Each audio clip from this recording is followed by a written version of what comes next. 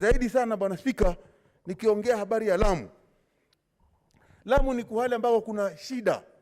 Hivi sasa Bwana Spika, kule Lamu ni kama ambaye kumesahauliwa, si Kenya tena. Kwa sababu watu wa Lamu wanateseka. Wengi wamewahi kupoteza maisha yao. Na ninasema hivyo kwa uchungu kwa sababu hili ni jukumu katika katiba ya Kenya kwamba uhai na maisha ya binadamu kuishi ndani ya Kenya, ikiwa wewe ni Mkenya, yako ni jukumu la serikali kujukumika. Makosa kama haya tunayaona yakiwa kule Lamu, yakiwa Kilifi na sehemu mbalimbali, haswa kama upande wa Western pia wameweza kuathirika sana katika maeneo yao. Na tumeona hata ni jambo la aibu katika ulimwengu mzima kuona ya kwamba Wakenya wanaweza kupoteza maisha yao kwa sababu ya gharika. Kwa hiyo serikali ni lazima iajibike ikifika upande wa mambo ya kuangalia mambo ya gharika. Na ufisadi ndani ya hizi ofisi ambayo inatakana kutengeza madams, waache kufikiria matumbo yao badala ya vipeo vile ambavyo vinaweza kuzuia maji yasiharibu kusiwe na ile tunaita mud sliding ama magarika ama mito kuvunjika. Tunaona hata mabriji yetu yote yamevunjika. Lakini Bwana Spika, la mwisho ni kwamba serikali yetu ni lazima iajibike kwa sababu Wakenya wamechoka kila mwaka kupoteza binadamu ama kupoteza Wakenya wao, familia, watoto, kina mama, wote wanapotea katika mambo haya ya gharika. Asante Bwana Spika. Senator Dr. Milgo. Thank you, Mr. Speaker. So I also want to support my colleague, the Senator for Lamu. And I want to say this statement is still very relevant because of the fact that the weatherman has already said rains will continue into June and even July. In other words, we still expect to find more floods and even mudslides. And I think many times we've been asking for implementation committee in this House so that they would be following up on some of these statements, Mr. Speaker. Mr. Speaker, sir, it is quite unfortunate. In fact, we have many of our people really losing lives. Right now, it is well over, almost over 1,000 people have been affected, while others have already died. Mr. Speaker, sir, I was able to see the people around Lamu, their houses surrounded by water. And in any case, those people have been taken maybe to schools, and they lack the necessary and very basic amenities, such as food, and even sanitary items are missing, Mr. Speaker. Mr. Speaker, sir, we know right now in our country, we have the challenge of COVID-19. And in this case, we are talking about social distancing.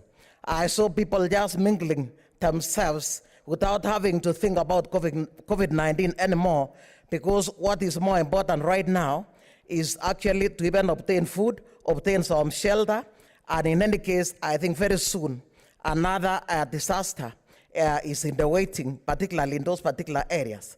Mr. Speaker, sir, I do not know how long our government will wait to be able to solve these issues. We've been talking about issues of disaster management for a long time.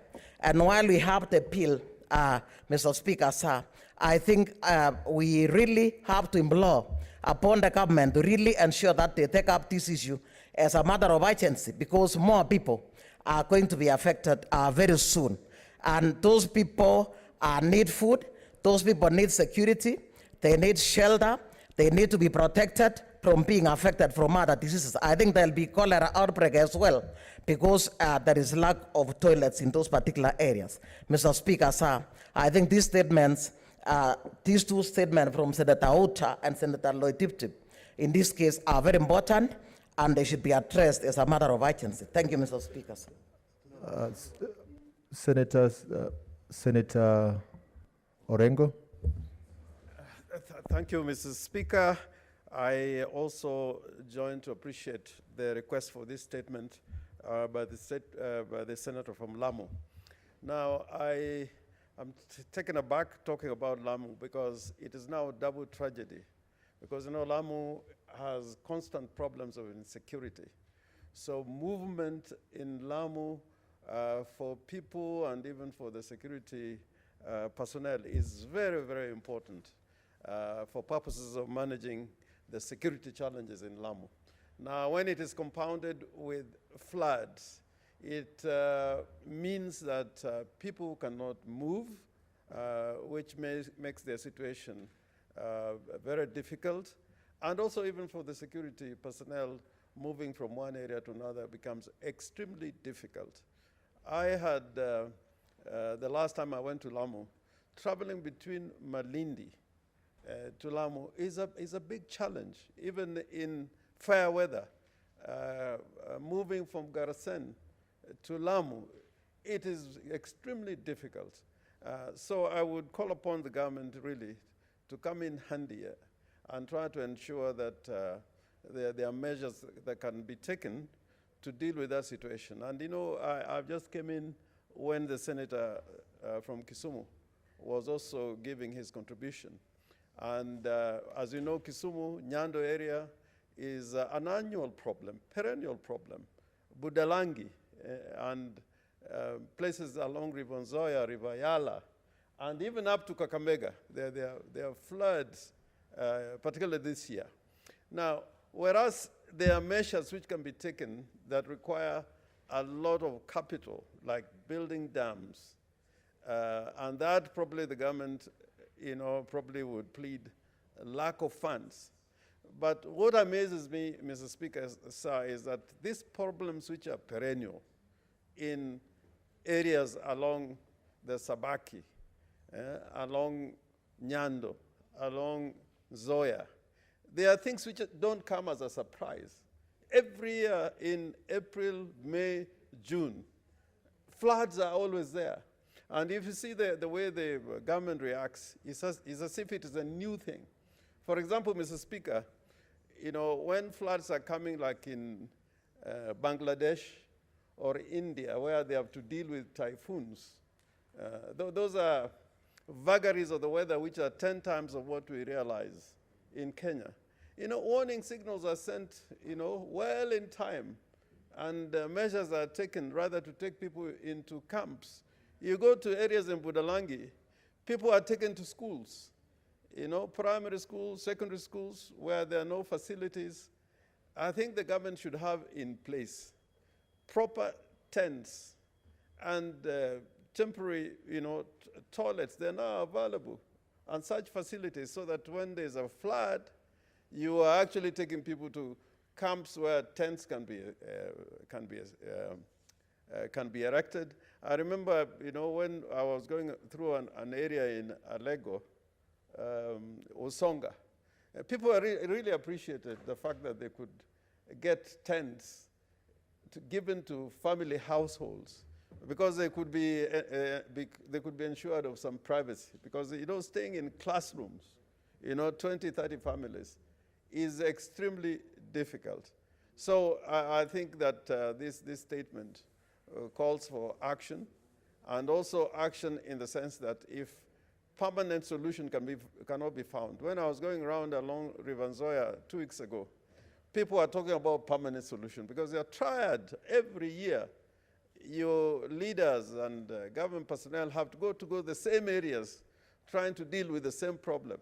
So the people are asking for permanent solution as opposed to remedial measures, temporary remedial measures, which cannot really deal with the human tragedy that comes about as a result of floods. And Mr. Speaker, now talking about my county, I said this last week, an old bridge between a school known as Ambira Secondary School, connecting Ugunja constituency and Okwala in Ugenya constituency up to Ruambwa in Busia, Budalangi. That old bridge, a very strong bridge, which was, I think, probably built by the army, the old colonial army, a very strong bridge. This time around, was swept away by floods. And there was a demonstration around that area, people calling for action, because there's a bridge which is being constructed, and it has taken a long time. So let the government do something about these perennial floods. If they cannot offer permanent solutions. We expect that next time we have these floods, there should be proper facilities on the ground, like proper tents, proper amenities, water, sanitation, and even medical facilities, so that waterborne diseases and other diseases that ravage us at this time of corona do not complicate our situation. I thank you, Mr. Speaker. Senator Fatuma Dulo. Thank you, Mr. Speaker. I wish to join my colleagues in congratulating Senator Anwar for this worthy statement. Mr. Speaker, I think we are losing direction as a country, because this issue of floods, we are singing year in, year out, without any solution. Because every year, whenever we have rains, and for example, the Nyanza part, Tana River, and many parts of the country, always there are floods. But unfortunately, we have never gotten it right in terms of ensuring that we are able to control the floods and able also to return the river to its course. Mr. Speaker, Kenyans are facing a lot of challenges today. There is COVID, there is insecurity, and so many other problems. Unemployment is another big problem. Mr. Speaker, I think really as a country, especially those who are supposed to take care of this particular responsibility, they are failing in their duties. Because if budget is allocated and this problem is not solved every year, then it means we are not getting it right. Number two, we are crying for floods now. Floods actually destroying and causing havoc. 2 months down the line, we will be crying for drought. And we are unable to harvest this water, which would have been very useful, especially in pastoral areas. A very good example is my county, where we have 2 areas that is normally flooded whenever Wasonyiro burst its bank. This is Resaboru and Gafarsa. Mr. Speaker, we have a problem of insecurity in our own county.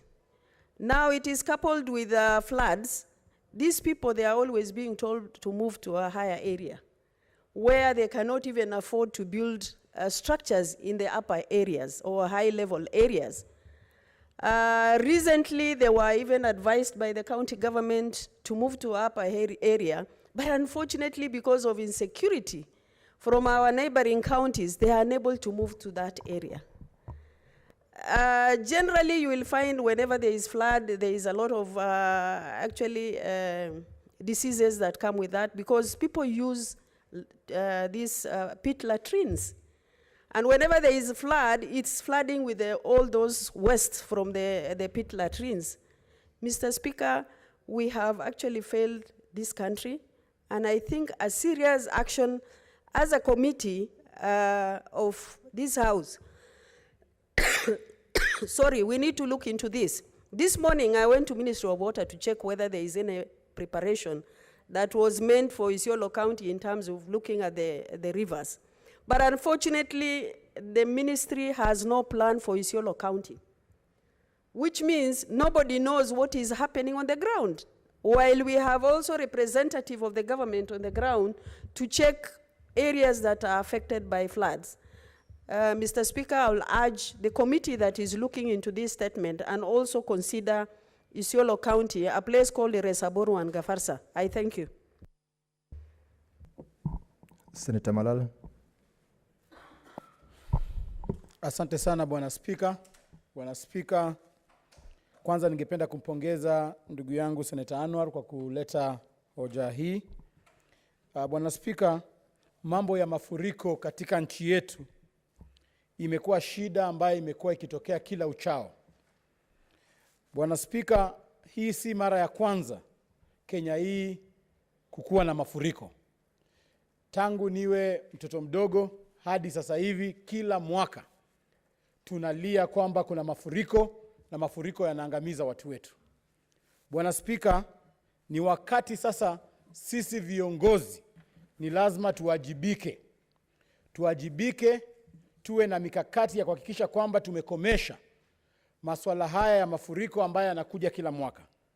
Bwana Spika, ukiangalia kwa mfano kule eneo ya magharibi, utapata kwamba katika mto Nzoia hakuna bwawa hata moja, ilhali kila wakati, kila mwaka tunalia kwamba kule Budalangi kuna mafuriko, kule Matungu constituency kuna mafuriko, kule Mumias West, kule Lukuyani kuna mafuriko. Bwana Spika, mimi kama seneta wa kaunti ya Kakamega ningependa kupendekeza ya kwamba wakati tunatengeneza ile bajeti ya kitaifa, ni lazima tuangazie masuala ambayo yanaenda kusaidia mwananchi wa chini. Itakuwa makosa sana kwamba bajeti ya mwaka wa 2020-2021 ya kitaifa ikose bwawa katika mto Nzoia. Tunajua vizuri sana serikali inafaa iwajibike kulinda wale wakaazi wa Western Province, Bwana Speaker. So mimi ningependa kuhimiza kwamba wale watu ambao wako katika nyadhifa ya kuhakikisha kwamba wamepeana rasilimali ya kutosha, wahakikishe kwamba wametenga pesa ya kutosha kuweka bwawa katika River Nzoia, ndio mwaka ujao Bwana Speaker, tusipate tena mafuriko yanaangamiza watu wetu. Bwana Speaker, kidogo tu ningependa kwamba sisi kama viongozi, haswa wale viongozi katika county assemblies, wanapotengeneza makisio ya bajeti ya 2020-2021, ni lazima waangazie zile mikakati ya kuchochea uchumi wetu, Bwana Speaker. Kwa lugha ya kimombo tunaita economic stimulus projects. Kwamba zile bajeti ambazo wanazileta katika bunge za county assembly, waangazie masuala ambayo yanaenda kusaidia mwananchi wa kawaida baada ya janga hili la mafuriko na corona. Bwana Speaker, tuko na uhakika kwamba mafuriko haya na janga hili la corona limefanya vijana wetu wamepoteza ajira, limefanya wamama wa mboga, wamama ambao wanafanya biashara wamepoteza biashara yao. Ni jukumu letu kama viongozi wa kitaifa na viongozi wa county governments kuhakikisha kwamba yale makisio ya bajeti ya 2020-2021 yameangazia mambo ambayo yanaenda kuhakikisha kwamba uchumi za county governments na uchumi ya Kenya imeimarika. Kwa mfano, ukiangalia yale makisio ya bajeti ya 2020-2021 katika county ya Kakamega, utaona kwamba hawajaangazia haswa kikamilifu mapendekezo ya kusaidia wale watu ambao manyumba zao zimebomoka. Ukiona katika hiyo budget wameweka milioni 3 peke yake kuangazia wale familia ambao walitoka katika boma zao. Bwana Speaker, ningependa county governments waweze weka pesa ya kutosha. Wale wananchi wanahitaji pesa za kuenda kujenga manyumba zao. Shilingi milioni 3 Kakamega county nzima haitoshi. Bwana Speaker, tungependa kwamba wale MCAs, wale watu ambao wanahitajika kuweka pesa katika sekta hiyo ya kusaidia zile familia ambazo zimeathirika, waeke pesa za kutosha.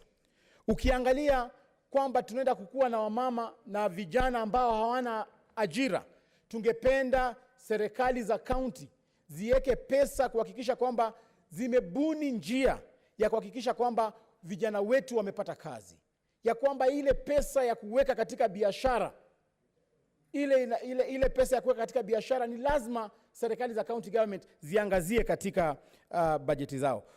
Kwa Bwana Speaker, nikimalizia tu, ningependa kuhimiza Wizara ya Devolution kiongozwa na CS Wamalo kwamba tunashukuru walileta chakula cha kutosha kule Kakamega na eneo zingine, lakini chakula peke yake haitoshi. Watu hawa wanahitaji matibabu ya kutosha, wanahitaji fedha katika mifuko zao. Serikali kuu ilitoa pesa ya kutumia wale wasiojiweza pesa taslimu katika M-Pesa. Ningependa wale watu ambao wameathiriwa na mafuriko wakuwe mstari wa mbele kupokea pesa hizo. Wale watu ambao wako Shibale Primary School kule Mumias sasa hivi wakilala kwa madarasa, hao ndio inafaa wakuwe mstari wa mbele kupokea pesa kutoka kwa serikali. Wale watu ambao wanaishi kwa manyumba zao wasipate pesa, ilhali wale ambao wanaishi kwa mashule na kwa makanisa kwa sababu ya mafuriko haya wanakosa pesa. Ningependa kuomba kwamba serikali iangazie wale watu ambao wanaishi Lukuyani Primary sasa hivi wapate pesa kwanza, ndio tuanze kugawia wale watu wengine ambao wanaishi katika manyumba zao. So ningependa kupongeza tu ndugu yangu seneta wa Lamu na kusema kwamba watu wa Lamu wako na kiongozi ambao wanawasikia, ambao wanawakilisha. Bwana Anwar, kupitia kwa mwenyekiti, mimi ningependa kupongeza, endelea kufanya kazi yako vyema, endelea kuwakilisha watu wako ambao wameathirika kwa sababu wewe ulichaguliwa kufanya kazi hiyo. Na pia kumpongeza seneta wa Kisumu, yule ambaye amezoea kutetea watu wake. Sisi kama maseneta ni jukumu letu. Ukiangalia kipengele cha 96 katika katiba yetu inasema kwamba ni jukumu letu kuwakilisha wananchi. Ndiposa mimi kama seneta wa kaunti ya Kakamega nimesimama leo hapa kuwakilisha watu wangu wa Kakamega na kusema kwamba ni lazima serikali itume pesa ihakikishe kwamba familia hizo ambazo zimeathirika kule Kakamega na eneo ya mkoa wa Magharibi zimesaidika. Asante Bwana Spika. Chairperson, Standing Committee on National Security, Defense and Foreign Relations. Vice Chair.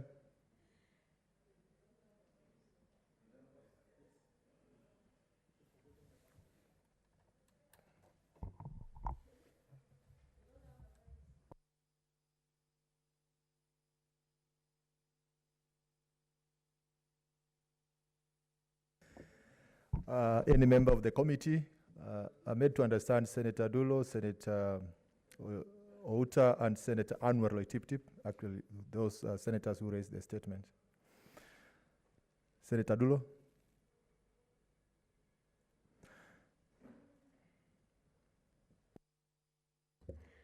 Mr. Speaker, I will take a responsibility to ensure that this statement is dealt with so that we can respond to the issues raised by relevant senators. I thank you. Senator Mtula Kilonzo. I don't, Speaker, I don't think it's enough to say that it will be dealt with. It's an emergency.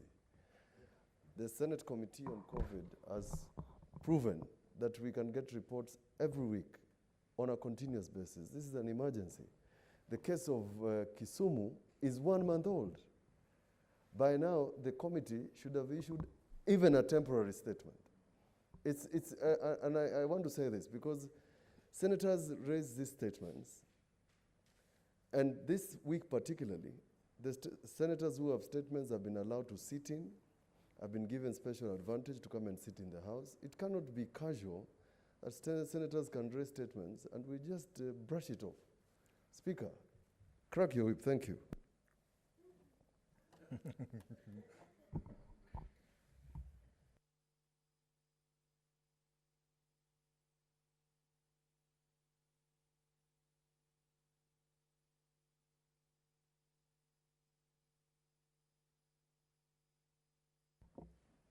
Honorable Senators, I direct the committee to provide a progress report within the next 1 week or a statement within the next 1 week, a response to the statement.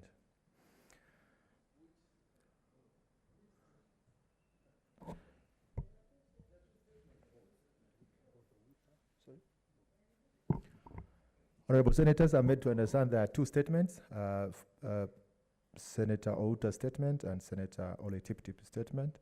The committee is ordered to report progress or make response to those 2 statements within the next 1 week. Next statement, Senator Dr. Gertrude Musuruve.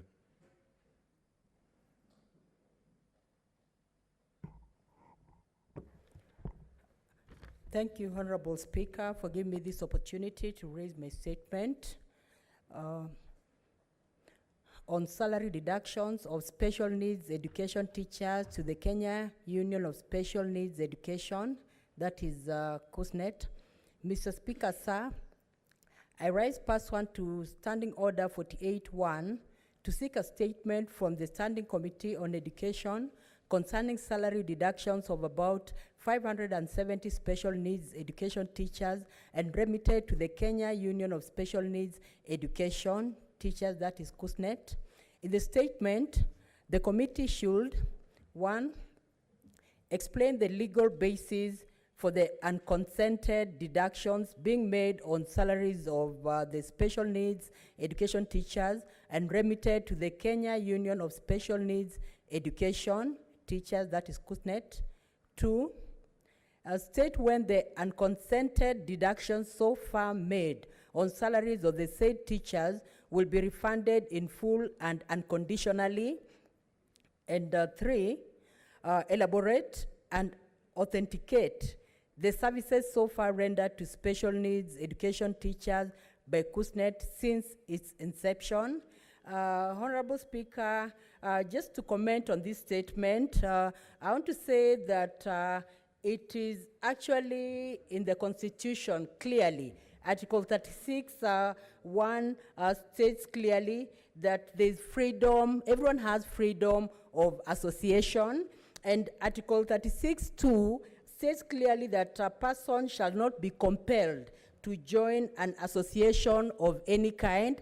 And Honorable Speaker, it is really a perturbing issue that special needs teachers have been complaining. It has been in the mainstream media all the while that their money is being deducted to an association they have not even prescribed to. They have not even registered to join this association known as KUSNET, and they have persistently informed the employer to stop the deductions, but the TSC has not honored what the teachers have pleaded to, and that is why, Honorable Speaker, I'm seeking for a statement, I'm seeking for answers from the Teacher Service Commission to actually even come before the Senate and clearly state the basis for these deductions. Honorable Speaker, just allow me to say clearly what is glaring in the TSC. The TSC has been having issues with special needs teachers.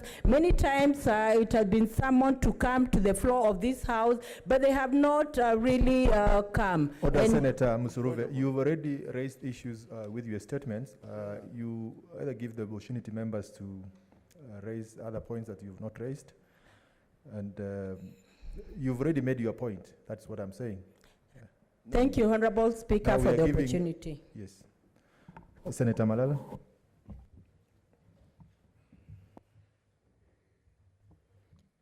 Thank you, Mr. Speaker. Mr. Speaker, I want to join my colleague and a member of my delegation, Senator Musuruve, on this issue of special needs education teachers who have been subjected to an illegal union. Mr. Speaker, in December 2019, the same teachers were deducted 723 shillings per month. And there are about 1,500 teachers across the country, Mr. Speaker. And these deductions, Mr. Speaker, they do not know where the deductions are being remitted to, Mr. Speaker. Mr. Speaker, it is sad that there is a person by the name James Torome, who is the Secretary General of the said union, Mr. Speaker. Mr. Speaker, that union has never called for a meeting for special needs education teachers. And Mr. Speaker, that person has got no physical office in this country. Mr. Speaker, it is sad that a commission like Teacher Service Commission can remit, can deduct monies from salaries of special needs education teachers, Mr. Speaker, and remit to a non-existing union, Mr. Speaker. And therefore, it calls upon the Teacher Service Commission to come out clear and tell us who this person is where is his physical office? Because, Mr. Speaker, when these teachers raised this issue to TSC, TSC advised the teachers to do a letter through a lawyer. Mr. Speaker, I think that is absurd. When your client complains to you of an illegal deduction, you should move with speed and stop the deductions, Mr. Speaker. As we speak right now, thousands of teachers who teach in special needs education institutions are being deducted monies every month, Mr. Speaker. Mr. Speaker, the sad part about it, I made a search of the said Secretary General and realized he is not a teacher of special needs education. This is sad. You cannot purport to be advocating for doctors and you are not a doctor. You cannot purport to be advocating for veterinary doctors and you are not a veterinary doctor, Mr. Speaker. Mr. Speaker, it is essential that when such unions come up, we have a body to ascertain who mandated them to represent the said people. Mr. Speaker. What's your point of order, Senator Abshiro Olake? Thank you, Mr. Speaker. Is the Honorable Senator of Kakamega County in order to mislead and say that you cannot represent somebody unless you are in that profession, yet he's representing all the doctors in Kakamega, all the physicians in Kakamega, all the teachers in Kakamega? Can we be factual? Is that in order? Thank you, Mr. Speaker. She understood me, but in the wrong context. I was speaking in the context of unions. You cannot be a union leader of boda riders and you are not a boda rider. You can't. You cannot represent. You cannot. I want to insist here, Mr. Speaker, that SNE teachers need to be represented by SNE teachers. You cannot take a doctor to represent teachers in a union because they don't understand the special needs of those teachers, Mr. Speaker. And therefore, Mr. Speaker, my point is, and the focal attention of my submission today is, let us stop submission of deductions from SNE teachers to that union until this matter is cleared. Second, Mr. Speaker, recruitment of members should be they should volunteer to get into such unions. You cannot force members to get into unions. These members of the SNE union were forcefully recruited in that union, Mr. Speaker. This is not fair. The Constitution is very clear. The laws are very clear on how you should be recruited in a union, Mr. Speaker. And therefore, Mr. Speaker, I would like speedy answers on the raised question by Senator Msuruve. We want answers, but in the meantime, let TSC stop any deduction of SNE teachers to that union, Mr. Speaker. Thank you. Senator Dr. Oshula Ayako. Thank you, Mr. Speaker. Let me just start by informing Senator Malala that the rules of being a member of a union depends on the articles of association or its constitution. So if the members want non-members of that profession to represent them, it's their democratic choice. So, but I want to thank my good sister, Dr. Msuruve, for raising this concern. We are a government of law. TSC is mandated to follow the law. The Constitution is very explicit on this matter. You cannot compel anybody to be a member of anything that they do not want to be a member of. Now they are compelling these people to be members of a union they don't want to be members of, and on top of that, they are taking their money. You see, if they want to make them a member of that union, they should pay it and ask the people that we have formed a union for you, we are paying for it. If you have any issues, join that union. But if you are making people be a member of a union and forcing them to give you money, I think that is impunity and theft that cannot be countenanced by law-abiding people like our disability people. The matter you see here is just symptomatic of what is happening in TSC. TSC is at war with all unions. They have crippled NAT, they are fighting CUPET, they are fighting all unions. So what is this magnanimity that they are coming up with by creating another union, yet they are not listening to other unions? Not all over this nation is not getting remissions that members have voluntarily subscribed and asked them to remit to their branches. Kupet is not getting remissions from TSC.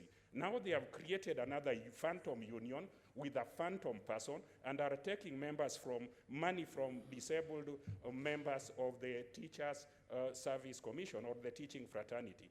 I think the overall objective is to weaken the impact of unions that cannot be countenanced.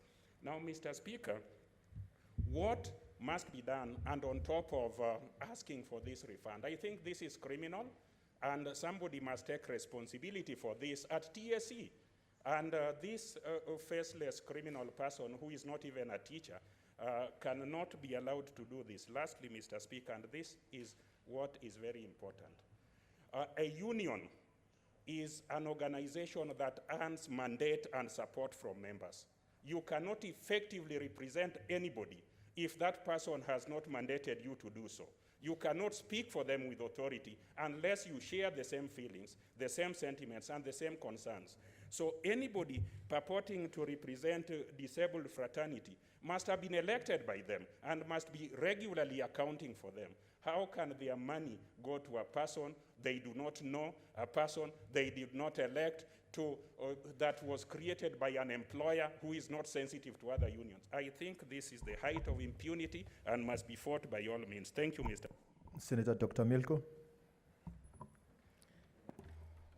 Thank you, Mr. Speaker, sir.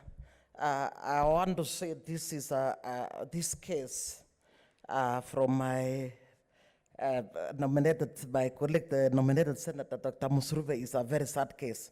In fact, Labour Committee has been dealing with retirement of teachers, special needs teachers that have been retired before the age of 65 as stipulated by law. And right now, it is quite unfortunate to be told that there is a union that is purporting to be dealing with special needs case teachers. Mr. Speaker, sir, the TSC Teacher Service Commission is a very special commission that has been mandated to recruit teachers, enumerate teachers, as well as discipline and protect teachers.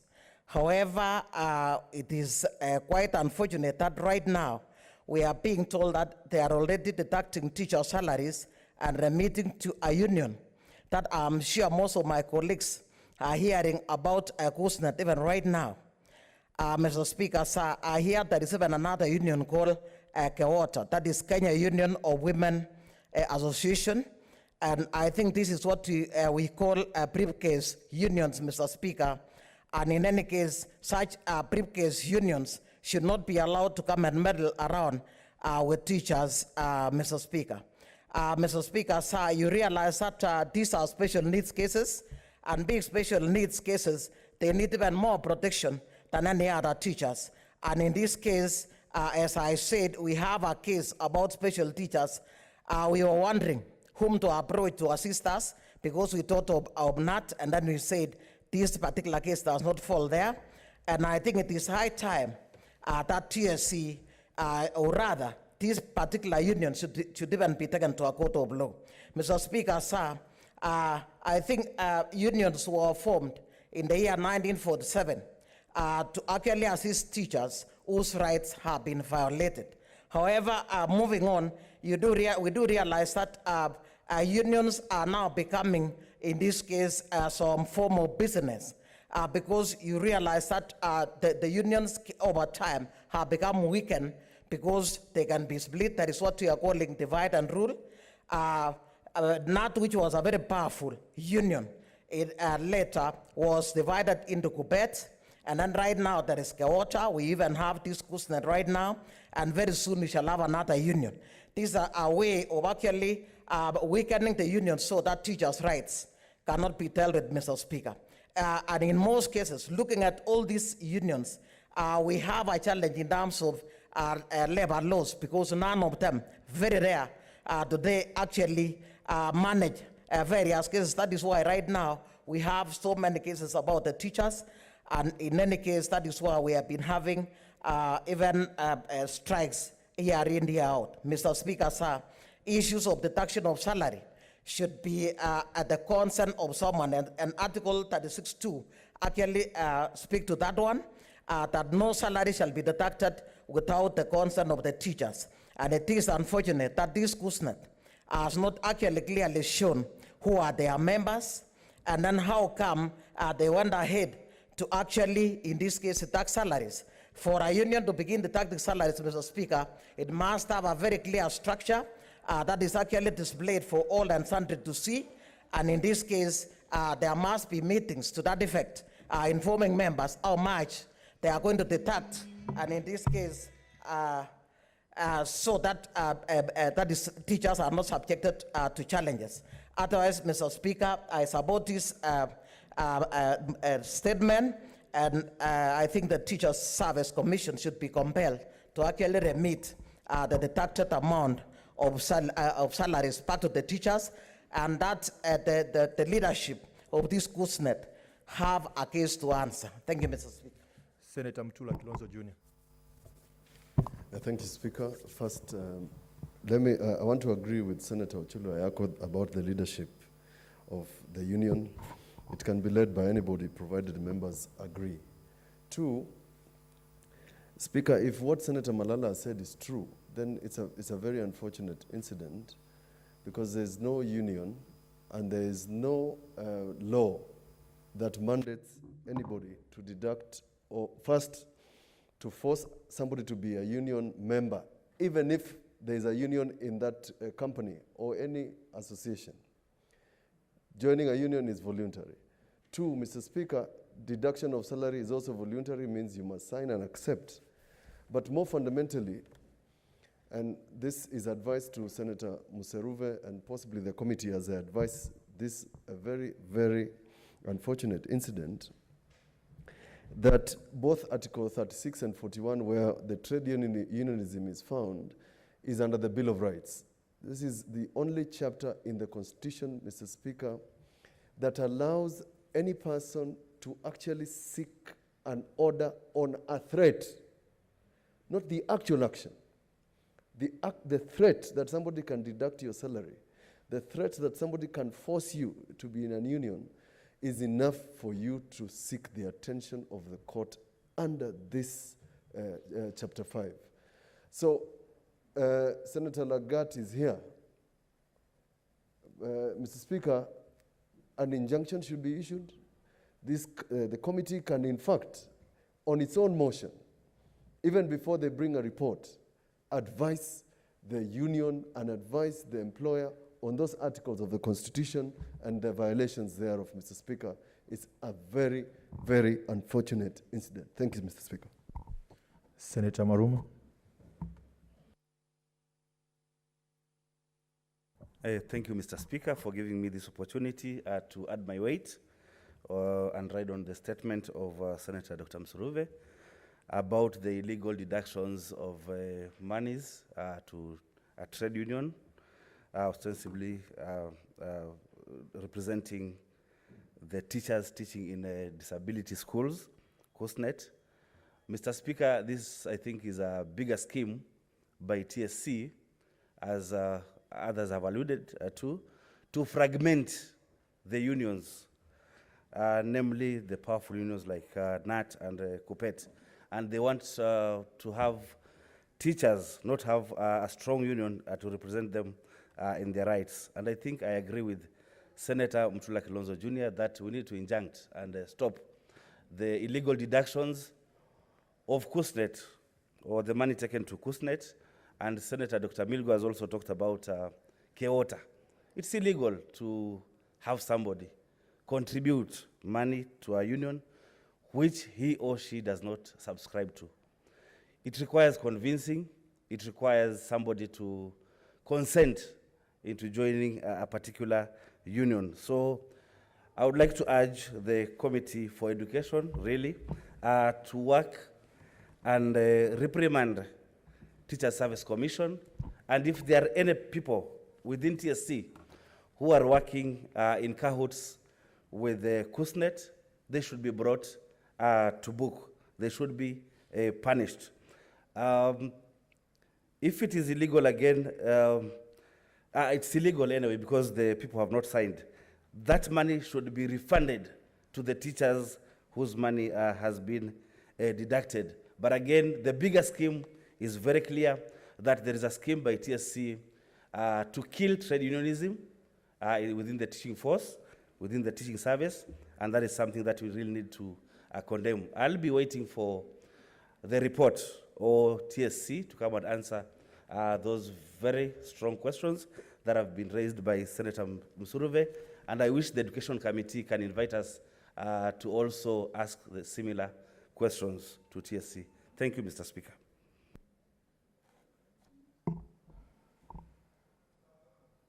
Chairperson, Standing Committee on Education.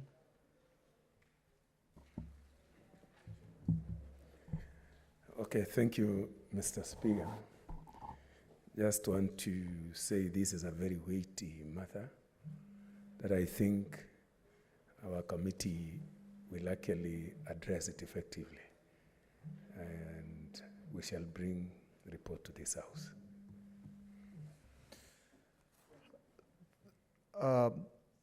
Honorable Senators, now we proceed to the next statement. Senator Malala. Mr. Speaker, because this matter is a weighty matter, I would like the chairperson on the Committee of Education to tell this House as to when we are expecting answers from his committee, Mr. Speaker. We need to be definite about this matter. Chairperson, be specific on the time. We expect the report. Okay, give us 1 week, Mr. Speaker, and then I think we shall bring a report to this House. Okay, Chair. Now we proceed to the next statement. That is Senator Dr. Michael Bito.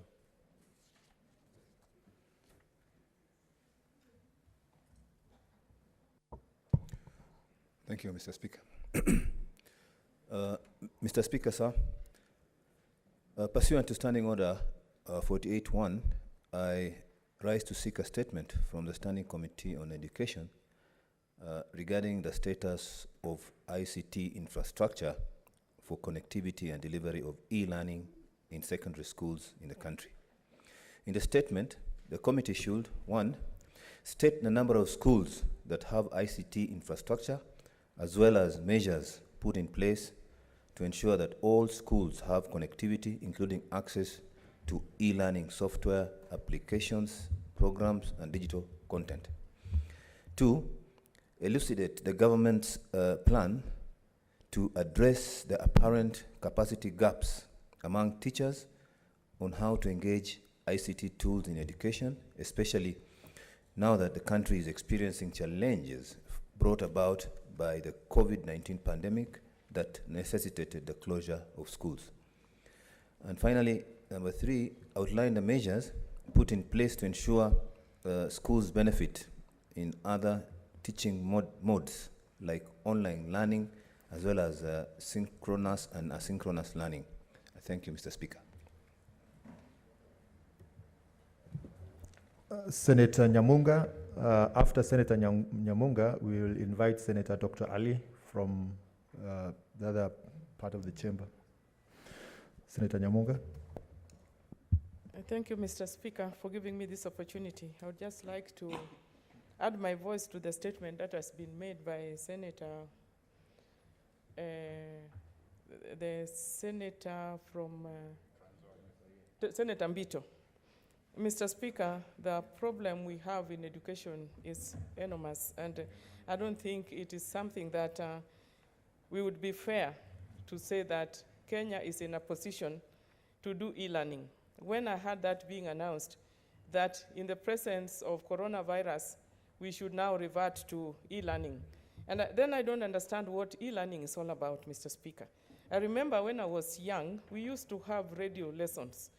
And I think those days, the number of schools were also limited.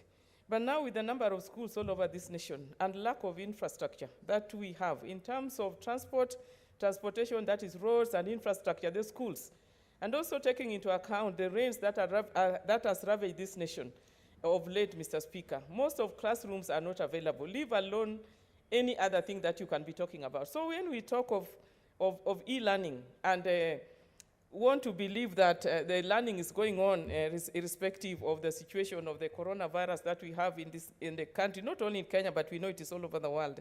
I don't think we are being true to ourselves, and I don't think we are being fair to our children. There are so many children in the rural school and the rural schools, in public schools, that don't have classrooms. They don't have, teachers cannot access schools because of lack of roads. And on top of that, it is just not possible to do e-learning. So I don't know what it is when we say that we should now revert to e-learning. I think, Mr. Speaker, the Ministry of Education should come out very clearly and give a very comprehensive report on what they are doing, because it's just not a matter of talking on radio or TV and saying that education is going on. It is not going on. And I don't think it is going to go on until we put our house in order. It is important that we don't cheat the citizens of this country. Because if we can say, if any minister or any official can stand in a public place and say that now we go to e-learning, and they know very well that is not possible. We have cheated our children, we have cheated our people, and it is unfortunate that there's a big disparity between the haves and the don't haves in this country, in the education system. Yet they do the same exams, they learn the same material, and the facilities that are given to our children is very unfortunate.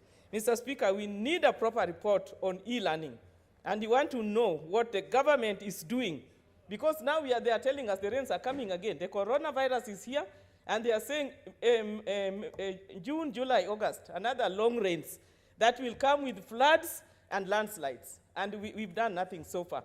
Even the people who lost their houses in the rural areas, they are still at large, and they have nowhere to turn to. And we cannot be talking of another rainy season and education going on when we have actually done nothing. Thank you, Mr. Speaker. Senator Dr. Ali, followed by Senator Falhada from Chamber 2.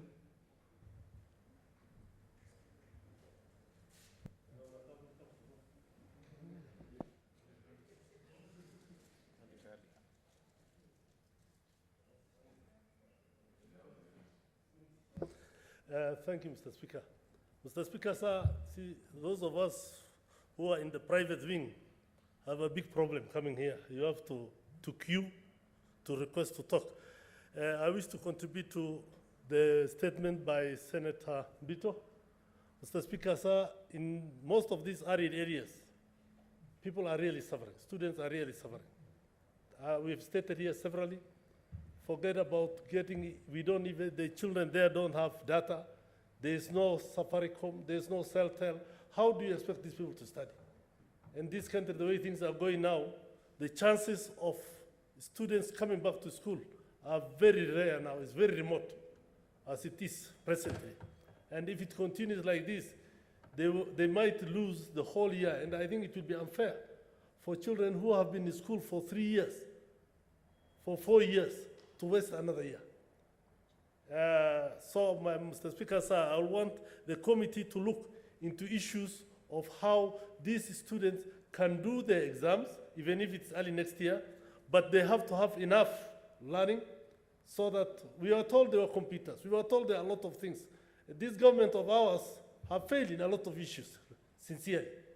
And when you look at it now and you look at the ministries concerned, the ministers think that they can just say whatever they want here when they don't know what's really going on the ground, Mr. Speaker, sir.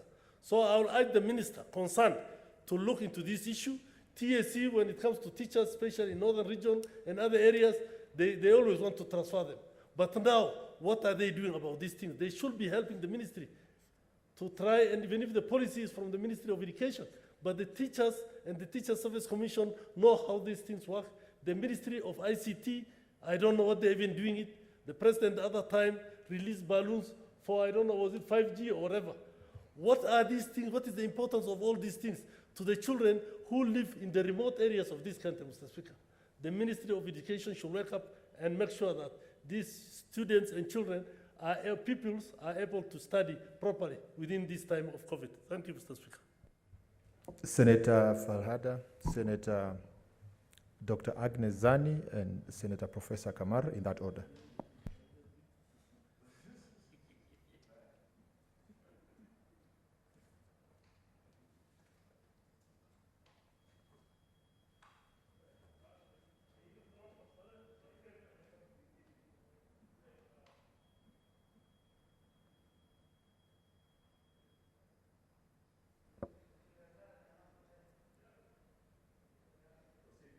Thank you, Mr. Speaker, for giving me this opportunity to contribute on the statement by Senator Mbitu.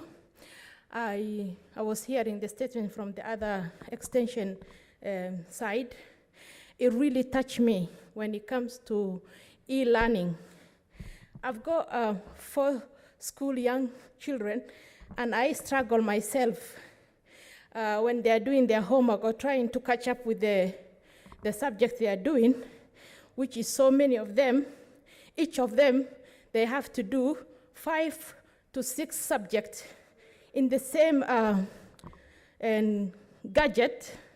And I feel so sorry for the disadvantaged people, especially Northeastern, where they've been hit by the Al-Shabaab, where all the internet and the communication vast has been destroyed by the Al-Shabaab.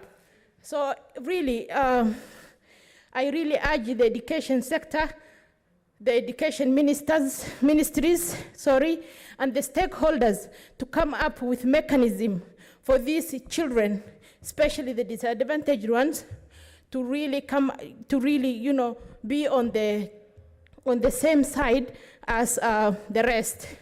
Thank you so much, Mr. Speaker.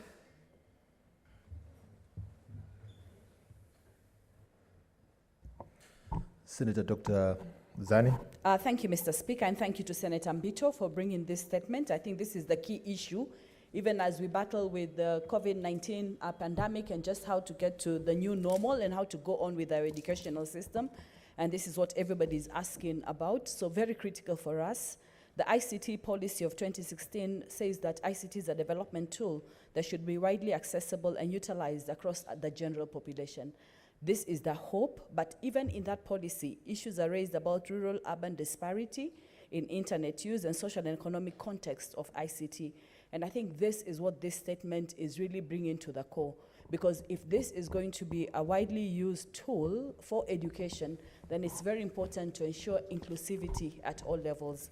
I just want to briefly add, Mr. Speaker, that to the question about the data that is being sought from this statement, about the schools who have capacity in terms of ICT for its educational needs, apart from just saying that state the number of schools, we need also to hear from that statement, what about the schools who do not have ICT facility? What about the schools that do not have connectivity? What will be done and what is being done from now up to the time that that is fully implemented to ensure that they're not left behind, because I think this is what the issue is. And I know at the various levels of education, right from primary up to university, learners are struggling with e-learning. So again, some students have been able to come on board very quickly, others have not been able to because of different reasons. So if this is a direction, it's already a policy matter. We have to handle it in such a way that all students can be included in this ICT connectivity and for them to reap the rewards of ICT. I thank you, Mr. Speaker, and congratulate Senator Mbito. As a member of Education Committee, this will come to us and we'll do our best to articulate and raise these issues and get the right answers to this House. Thank you, Mr. Speaker. Senator Kamar, followed by Senator Omogeni, Senator Sakaja, and Senator Abshiro Alake. And this is to inform you members that we have a statement and pursuant to Standing Order 51, 1A, that will be issued by the chairperson of the Committee on Education regarding the status of education in Kenya, and which we want you to limit your contributions on the statement by Senator Dr. Milgo, Dr. Bito, so that you can contribute on that statement by the chairperson. Senator Professor Kamar. Thank you, Mr. Speaker. I will be very brief on this one because I'm also a member of the Education Committee. But this is a very important issue that has been raised by Senator Mbito, and I want to thank him for that. Mr. Speaker, the idea of having e-learning in this country started a long time ago, especially for our primary schools and secondary schools, and it is very important that we get to take stock at this time. COVID-19 has only reminded us that the agenda of the laptop program was really a very noble agenda, and that if we had fulfilled that, the problems that we are facing now would not be there. Mr. Speaker, the education sector is the most affected by COVID-19, and we must be very conscious of the fact that we could lose our whole generation of people who are not receiving the education that they deserve and who are not moving in the age set that they belong. Because if schools close until January, Mr. Speaker, everybody loses 1 year, including the pre-unit, the primary school kids, the secondary school kids, the university children. And, but if we really had the infrastructure, it would have been a very easy thing to do. Mr. Speaker, these days we have been enjoying our Zoom meetings as Senate. And in fact, in our Committee of Education, we told ourselves the Zoom meetings seem to be giving us better, a better quorum like any other. And it looks like it's a very nice new norm that we might even adopt beyond COVID-19. This is where we should have been if our laptop project continued. It is very unfortunate that we invited in this committee the minister several times and he has not been able to come. I hope we'll be able to get him around this time so that we can share, because he's actually losing from a committee that has 2 former ministers of education, and he would have learned a lot from the challenges that those ministers faced and managed to surmount in their time. The laptop project, if it was on, and that the next thing we would be asking ourselves is the connectivity issue. And if in this COVID-19 period, the enablers of internet would be encouraged, I'm sure we'd be able to cover the whole country with internet.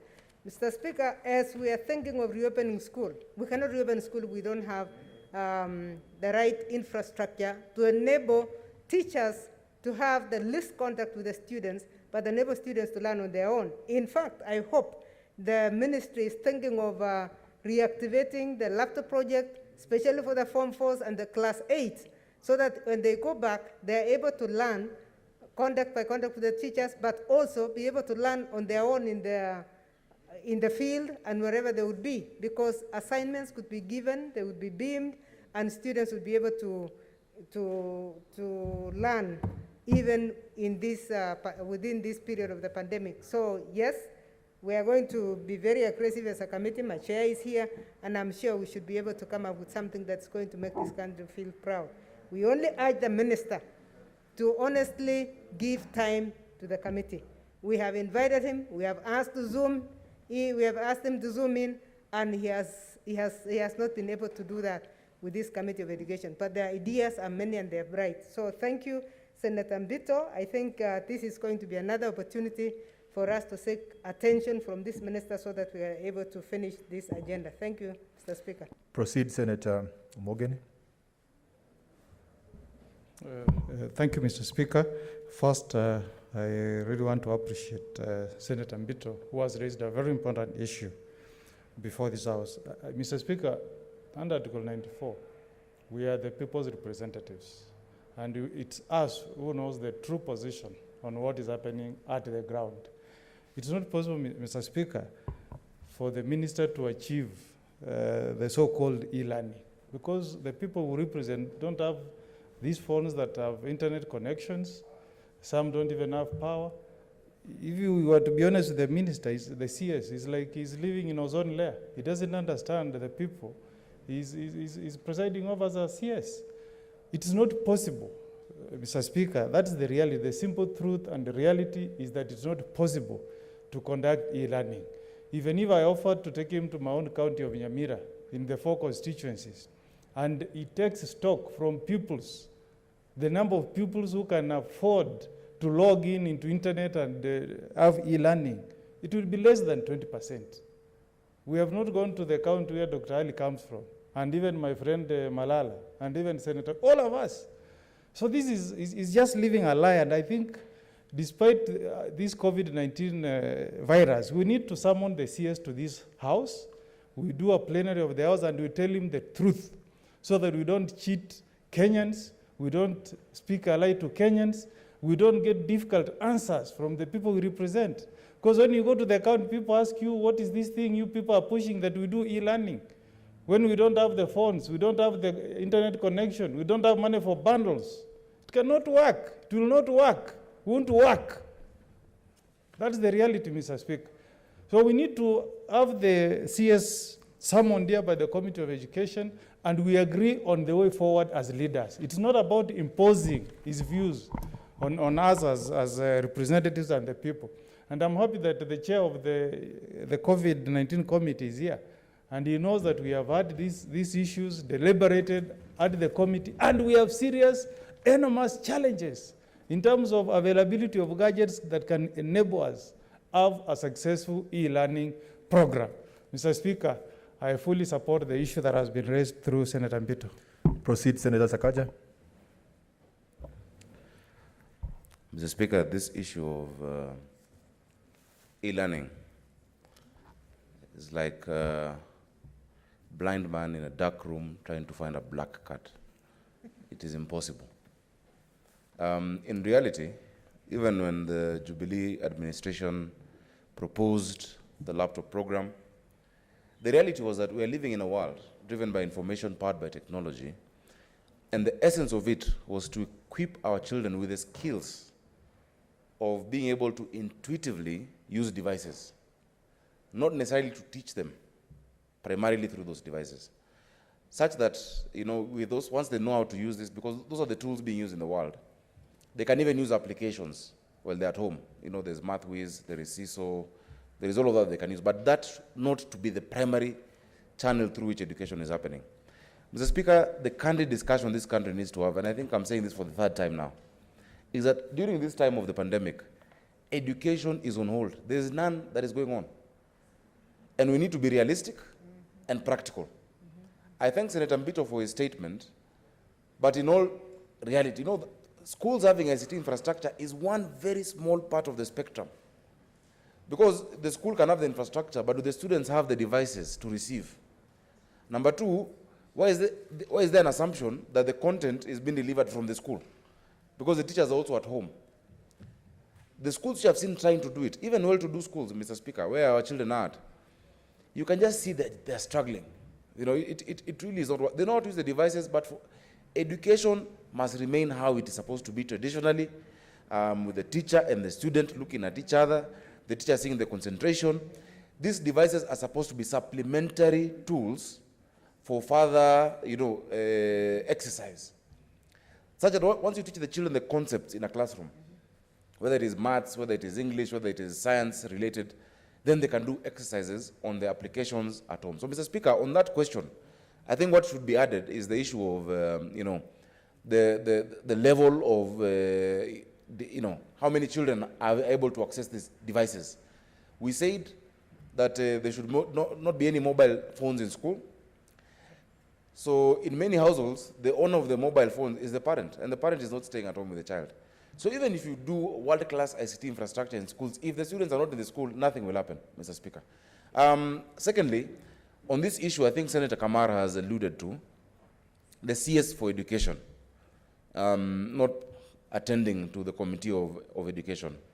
Mr. Speaker, last week I said that we had invited him to the Corona, you know, the COVID-19 committee, the ADO committee. He has dodged twice. And if he fails to attend this last invitation, we are issuing summons. Because, Mr. Speaker, there is a purported letter that came from the AG to the Minister of Education that he is using to say that he has been advised not to appear before the Senate, apart from issues of ECD and pre-primary. Mr. Speaker, that is a very ill-informed position. The Constitution is clear that every Cabinet Secretary is accountable to Parliament, which includes the National Assembly and the Senate. So whether he runs, delaying is not a tactic. This House has the authority to summon anyone, not even anyone, any Kenyan, or or anybody within the territory of this country to answer to issues of concern to the people. So the CS must know that it's not special. All other CSs have attended the Senate. All other CSs have attended the COVID committee. Senator Abshiro is here and she'll tell you. So we will get him. And he will be able to tell us realistically, education this year is not happening. Mr. Speaker, the quality of a student in class 7 this year is not the same as the quality of a student in class 7 last year. And so if it means because, and I like what he said before, that a child being alive at home is better than dead children don't do exams. In our committee, we've been told, Mr. Speaker, in the most modest of projections, that if you continue with these restrictions, in February next year, there'll be 2 million Kenyans asymptomatic with COVID, 300,000 in hospital, 200,000 moderately ill, and 100,000 critically ill. If you open up schools, it is clear. That is the quickest way to spread it. Every day our children bring us flus, they bring us whatnot. And in reality, if you go down just 5 minutes from here in Nairobi, there is really no lockdown because businesses are going on. We only have closed schools, churches, and discos. Now, that needs a candid discussion and a realistic one so that we give our candidates expectations. We have class 8 children, Form 4 children who are anxious. They don't know, are they going to do KCSE? Are they not going to do KCSE? Are they going to do KCPE? Are they not going to do? That anxiety is bad and it's affecting the mental health of our children. So we need to be able to give them clear answers, and I hope that can be able to be written upon on Senator Mbito's statement. But in reality, e-learning is a myth. Electronic devices, internet, and technology are supposed to supplement, not replace, the real education that our children should be getting from their teachers, just as we got, Mr. Speaker. Thank you. Proceed, Senator Abshiro. Thank you very much, Mr. Speaker. Mr. Speaker, I will be very brief. Mr. Speaker, if e-learning, as Senator Sakaja has said, is a myth even for the well-to-do schools, you can imagine schools in northern Kenya, like in Isiolo County, where, as it were, we had rudimentary education, health, energy systems in place that are not supporting any form of education even as we speak. In fact, I'd like to congratulate teachers and parents of Isiolo who came together and decided to actually reorganize themselves and do radio learning, at least to keep the kids not to forget school, if nothing else. Mr. Speaker, we in northern Kenya, if it is rudimentary, if it's not even available here in Nairobi and it's below optimal, you can imagine where we don't even have the basic 2G coverage. Mr. Speaker, I'd like to congratulate Senator Mbito for bringing this and also encourage you as you assign or as for the Committee on Education to ensure that the Minister for ICT is also brought on board so that he explains to us why the digital learning program did not take off in most of our schools, why the basic universal service fund, which is now going to billions of shillings, haven't been mobilized or utilized or deployed, at least during these COVID times, to ensure that hard-to-reach places and underserved places like northern Kenya and Isiolo County and Marsabit counties are not covered with even the basic 2G or 3G that would then enable remote learning. Mr. Speaker, the access issue, the protection issue, and the unfulfillment of our Constitution and Article 43F is really going to be a major issue. As it is, we've talked many years of marginalization, but now it's going to be an accelerated form of marginalization, an accelerated form of lack of access, an accelerated form of denial of the right to education by our kids. And we're going to see this coming up in the next few years, where then we will have not just stunted growth in terms of nutrition, but stunted growth in terms of education capacity for our kids. Mr. Speaker, more than half the population, if you combine our children and the young adults who are now in university, that's more than half the population. If we joke with this, if the Minister of Education takes this lightly, I don't know what else we should be talking about. So I think this House should make sure that we take this seriously and actually bring the two ministers to this House to tell us, because if there's nothing else we're doing, if we're not doing this, because our children's future is at stake, our country's future is at stake, and our fulfillment and protection of our children is at stake. I thank you, Mr. Speaker, but also to ensure that, especially northern Kenya, where even all the basic necessities are not there, are taken into consideration. I thank you. Lastly, Senator Oshilo Ayako and Senator Musuruve in that order. Then we proceed the next statement. Thank you, Mr. Speaker. Mr. Speaker, I want to laud Senator Dr. Mbito from Trans Nzoia for raising this matter. Mr. Speaker, this is the highest order of rigging. Life is being rigged, and it's being rigged now. The effects of this rigging will be seen in future. Mr. Speaker, it's not just about schools. It's about the access to information, the access to, or the empowerment of our people in terms of accessing knowledge all over the world. Knowledge has become global. We know about globalization, and in order to access it, you need to access ICT or IT, if you like it, Mr. Speaker. Now, Mr. Speaker, the thing that we are not observing in this question, that we are not addressing in this question is this one. Since 2013, when Jubilee administration came to power, there was the hype about access to IT all over the nation. Access to IT all over the nation. 2013-2014 budget, money was put in that budget. 2015-2016, money was put into that budget. Even the current budget has IT budget. Now, Mr. Speaker, the question that must accompany the response here is how much money has been put in the entire IT budget and how has it been shared? If there is no sharing of this money, I want to tell you I represent a place called Ntimaru in Kuria, another place called Motemorabu in Kuria, a place called Migingo, where Ugandans are trying to run away with, and another place called Agolomwok, within our border and Kisii. There are also places in South Mugirango and other places. The children and the people of Kenyans living in those areas will compete in future with other Kenyans in Nairobi, with other Kenyans in Nakuru, in Mombasa, in Kisumu. How will they be able to compete when they cannot access IT? So the pertinent question that must also accompany the response that we are seeking: how have we shared our IT cake since 2013 in constituencies, in counties, so that we know that the sharing is not rigged? Because I have an inkling, and I've attended another meeting, that certain areas, certain counties keep on getting money as other counties keep on swallowing saliva as resources are shared.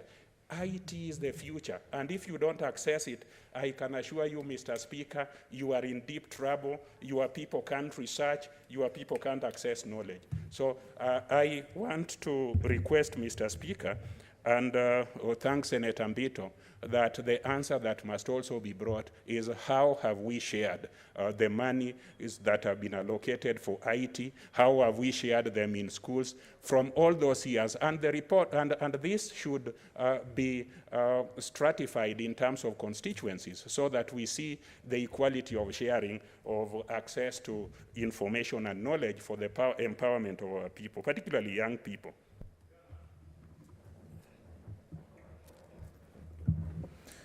Proceed, Senator Musuruve, and after Senator Dr. Musuruve, we will give one last chance to Mary Senator from second chamber. Thank you, Honorable Speaker, for giving me an opportunity to add my voice. I would like to begin by congratulating Senator Mbito for coming up with this statement. And Honorable Speaker, I want to say on the floor of this House that ICT, yes, may be the way to go, but we have to ask ourselves at what level. I want to say before the floor of this House that I was a teacher at Kenyatta University. I was a lecturer at Kenyatta University. I was a lecturer at Jomo Kenyatta University. And by the time I was there, Honorable Speaker, I was very instrumental on coming up with modules, ICT modules that would be used. And these modules are relevant. Even when I'm not there, the students are still actually using. So I want to say, Honorable Speaker, that when you're talking of ICT, we must have modules, we must have content that is relevant so that whether people are there or not, learning will go so on. So at university level, it's working very well. And Honorable Speaker, I want to say that even as we are talking about ICT, we do not have content at lower levels of learning. We are empty of content. We do not have content even at secondary school level. And there's no way you can implement ICT without content, Honorable Speaker. If universities are able to come up with content and ensure that the learners are learning and they're self-taught at that level, so they do not even complain. In fact, they're always asking for modules.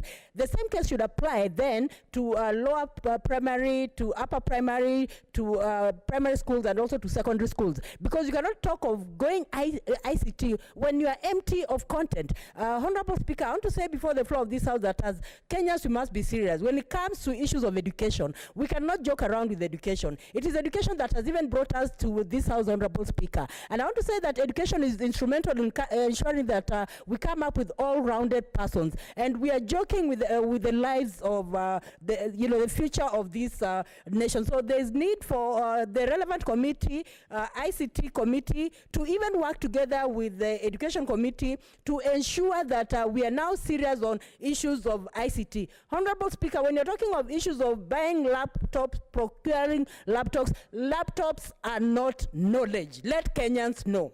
Let us give knowledge. And knowledge is power, only when it is relevant and it is shared. Let us be very fair to our students. Let us be fair to the learners of this country, Honorable Speaker, by giving them what they deserve. We were given what we deserved, and that is why we are here. So we cannot take our learners 10 years back. I want to say, Honorable Speaker, even for learners with disabilities, right now, they're 10 years back. When you go to the classroom, no learning is going on. ICT is going on in other places. For learners with disabilities, they're disadvantaged. The content is not there. There is need for the Ministry of Education to come here and actually talk to us. We need to work as partners. We are not enemies. And Magoa should know very well, CS, that we want to work here with him as partners for the sake of the children of this country. We are not going to play the ostrich in this country. Thank you for giving me the opportunity. Senator Mary, Senator.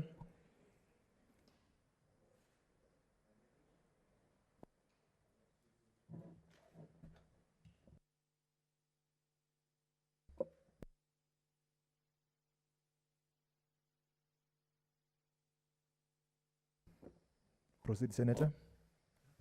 You want to contribute on this? Yeah, you know, I was limiting contributions on this statement because they will be here. We will have this. Thank you, Mr. Speaker, for also giving me a chance to add my voice on this very important statement. And I want to thank Senator Dr. Michael Mpito for having brought this statement to the floor of the House. Mr. Speaker, the issue of ICT in our secondary schools and also in our primary schools in some of our counties or in some of parts of this country is really an issue that should concern every stakeholder in education. Mr. Speaker, education is an equalizer. Education is access to information, and education is knowledge.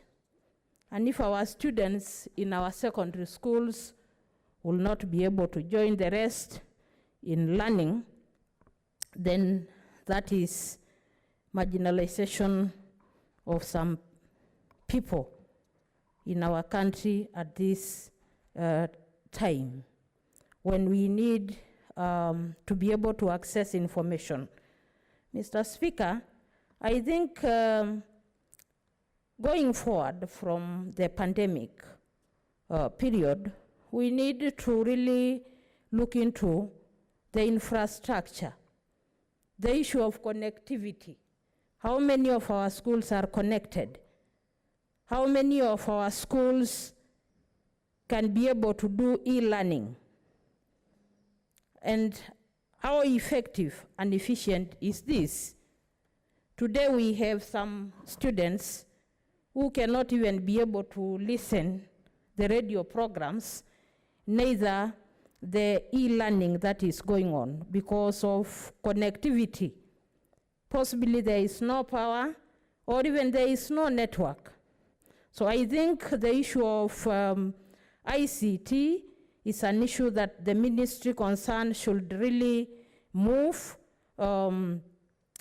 faster and see how they can improve, not only during this pandemic time, but going forward if our students must be equal in all parts of this country. I want to thank you, Mr. Speaker. Senator Kangata. Yeah, thank you, Mr. Speaker, for affording me this opportunity to make a little contribution on this statement. Mr. Speaker, sir, I just want to support my colleague for having filed this statement. I just want to comment and say that currently schools are closed. I hold the view that we need to reopen schools as soon as possible, but preferably Standard 8 and Form 4, and also university students who are about to do their final examination. And I hope once the committee will be deliberating on this issue, they can consider taking that direction. Mr. Speaker, I say that because, yes, I'm aware the problem of COVID is on an upward trajectory, but so far it appears that young children are not being impacted vis-a-vis the other older generation. And when you look at what we are losing as a country by continuous closure of schools, and also the possibility that we can still observe the so-called health protocols when you have fewer learners in school, like candidates, I think we can be able to achieve both. Maintain the problem that doesn't escalate, and also ensure that our education calendar is not really negatively impacted. So the point I'm trying to bring out is that as the committee retires to deliberate on this issue, I'm sure the issue of closure of school may rise, and therefore I would hope they can take this into consideration. Professor Samson Ongeri. Thank you, Speaker, for this opportunity to also ventilate on a very important issue on ICT versus the coronavirus. The coronavirus, COVID-19, has brought a very unique opportunity, although it's a disaster in itself, but has brought in a very unique opportunity for us to be able to look at the greater element that will constitute proper and adequate learning for all our learners. Admittedly, what should have happened in the past, and I thought at the stage when I was the Minister for Education, we had in fact made some bigger strides to be able to increase the number of ICT centers in schools. But when the program changed midway, it should have been the responsibility of the Ministry of Education to ensure that the ICT learning was properly put in the hands of our young learners, whether they're in the primary sector or in the secondary sector, and indeed in the university sector. That was never to be, and now with COVID-19, we have a real problem in our hands. I admit it's a very delicate balance to be done by the Ministry of Education. I admit that the question of, our president yesterday did indicate that we need to look at the various protocols that will be put in place to be able to address this unique problem. What is at stake at this stage is the accessibility to the ICT or the IT, information technology services for remote children, children who are in remote areas, children who are in areas that there is no electricity. And I would have thought that part of the investment during this period of time should be on solar energy to be able to provide energy and access for IT materials to some of these young people in those remote areas. We have also another unique problem of our children within the urban centers who are in the informal settlements. They do not have adequate light and adequate facility or equipment to be able to deal with this problem. So that in itself presents a unique problem. So we have a rural problem where there is inaccessibility by power and other things. We have urban centers where we have the concentration of populations in informal settlements, and therefore they have no these facilities available. The third element, even if we have to go through the broadcasting system, is the question of interfacing between the KICD, Kenya Institute of Curriculum Development, Transmission Center. And I want to assure you, because I'm the one who set up that center in the KICD, that is extremely digital, and therefore can be able to broadcast anywhere within the confines of Kenya. But then, of course, the mass of that transmission, the transmission mass with the KBC, and the KBC, unfortunately, it's been analog. I don't know whether they have transited to digital level. Therefore, that interface between the KICD Transmission Center and the KBC Transmission Center with their mass all over the country, that would have helped the countries, the children to access IT through the KICD Transmission Center. So that when there's e-learning, that they are able to access the materials through the broadcasting system, through the television system. Currently, it can only do a radius of 120 kilometers and no more. And therefore, these other outlying districts will be able to be affected in a great deal. And of course, improving the signal for this. Therefore, Mr. Speaker, I believe this is a matter that will, I belong to the Committee of Education. This is a matter that will probably prosecuted when we assist of it. We have done part of this, and I think we need the cooperation of the Ministry of Education to help us so that all of us together, we can reach an agreeable system where the protocols are workable, where the protocols can be able to bring back our children to a learning situation, whether remote or virtual learning or through normal contact in normal classes with the social distancing and the sanitation processes in place. I thank you, Mr. Speaker. Chairperson, Standing Committee on Education. Thank you, Mr. Speaker. I want to say that this one also is a very urgent and serious matter affecting our children in the education sector during this particular critical moment of COVID-19. And most of these concerns, Mr. Speaker, is what we've been discussing in our committee. We've requested the CS Education to come. At some times he would have come, but he was also addressing the same in the National Assembly. But because of the seriousness of the matter now, I would like to say that we are going to make our requisition again for him to come to our committee so that this particular matter is addressed alongside others which are also within our committee. Thank you.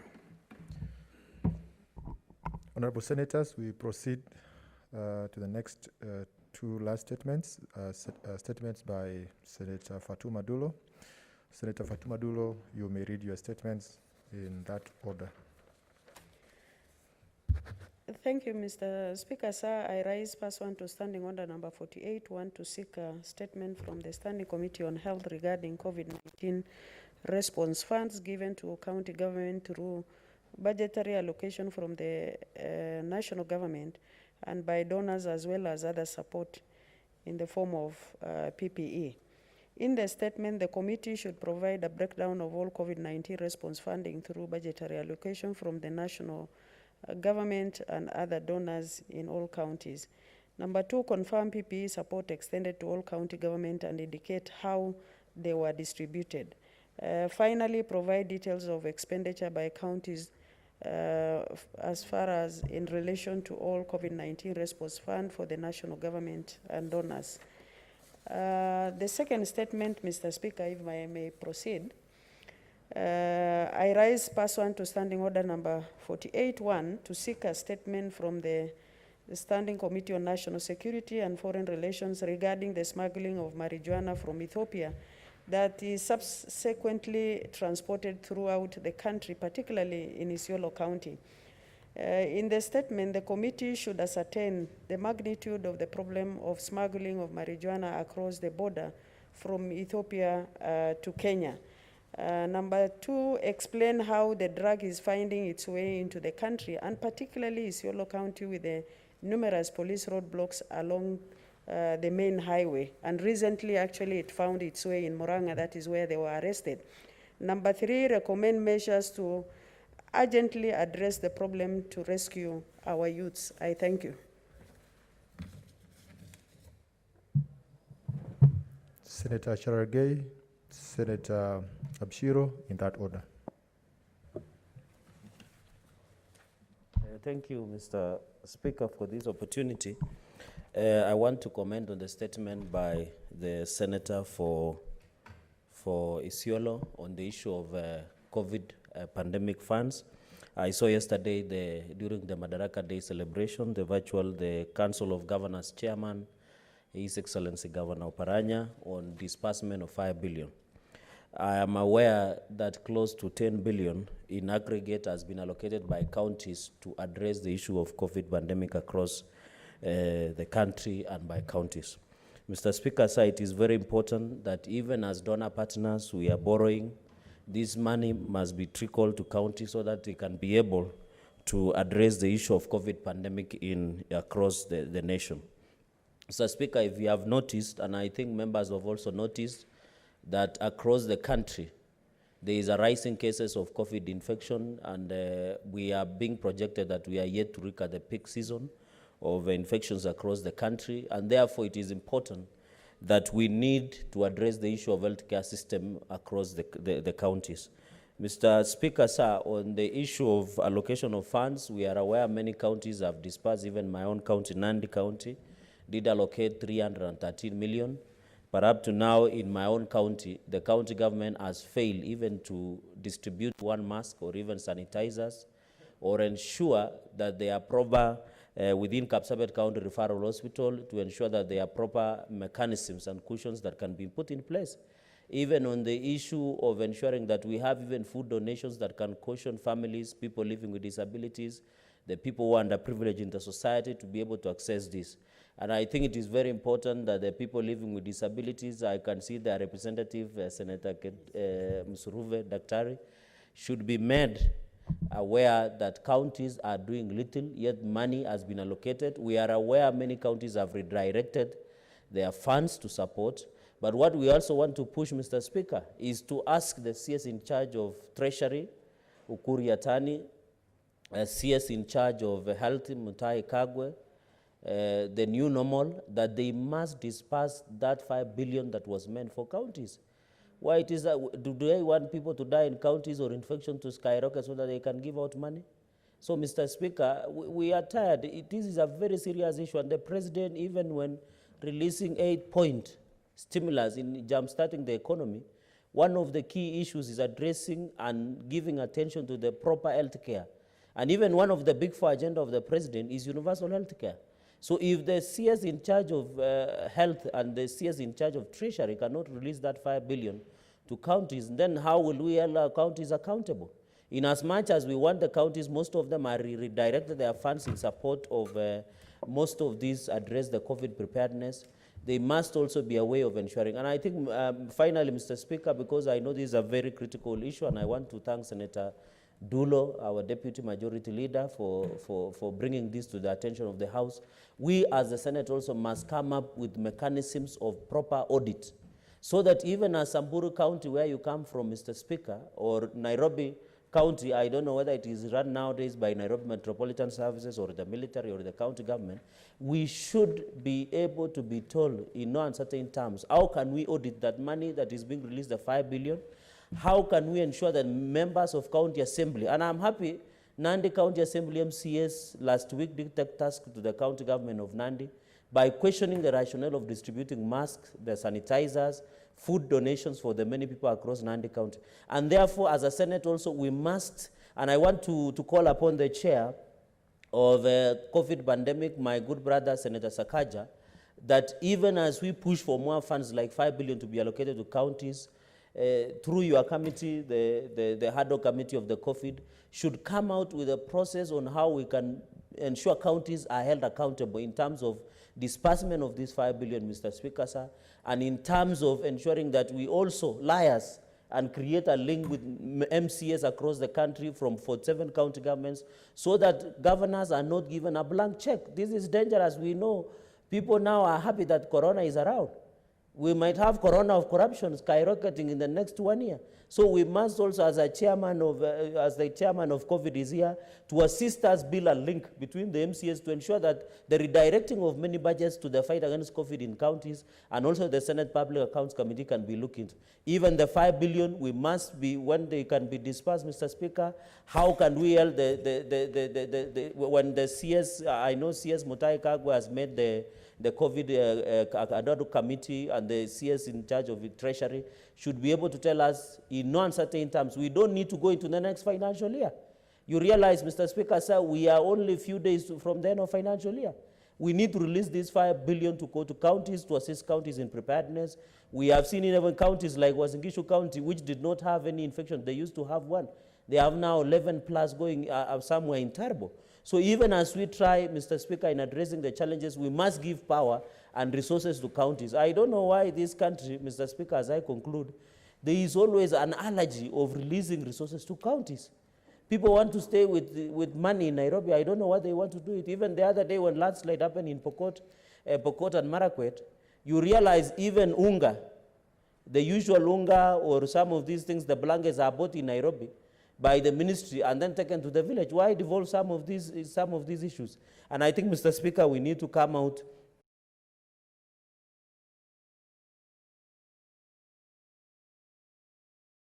if we do not follow the functions with resources that have been allocated.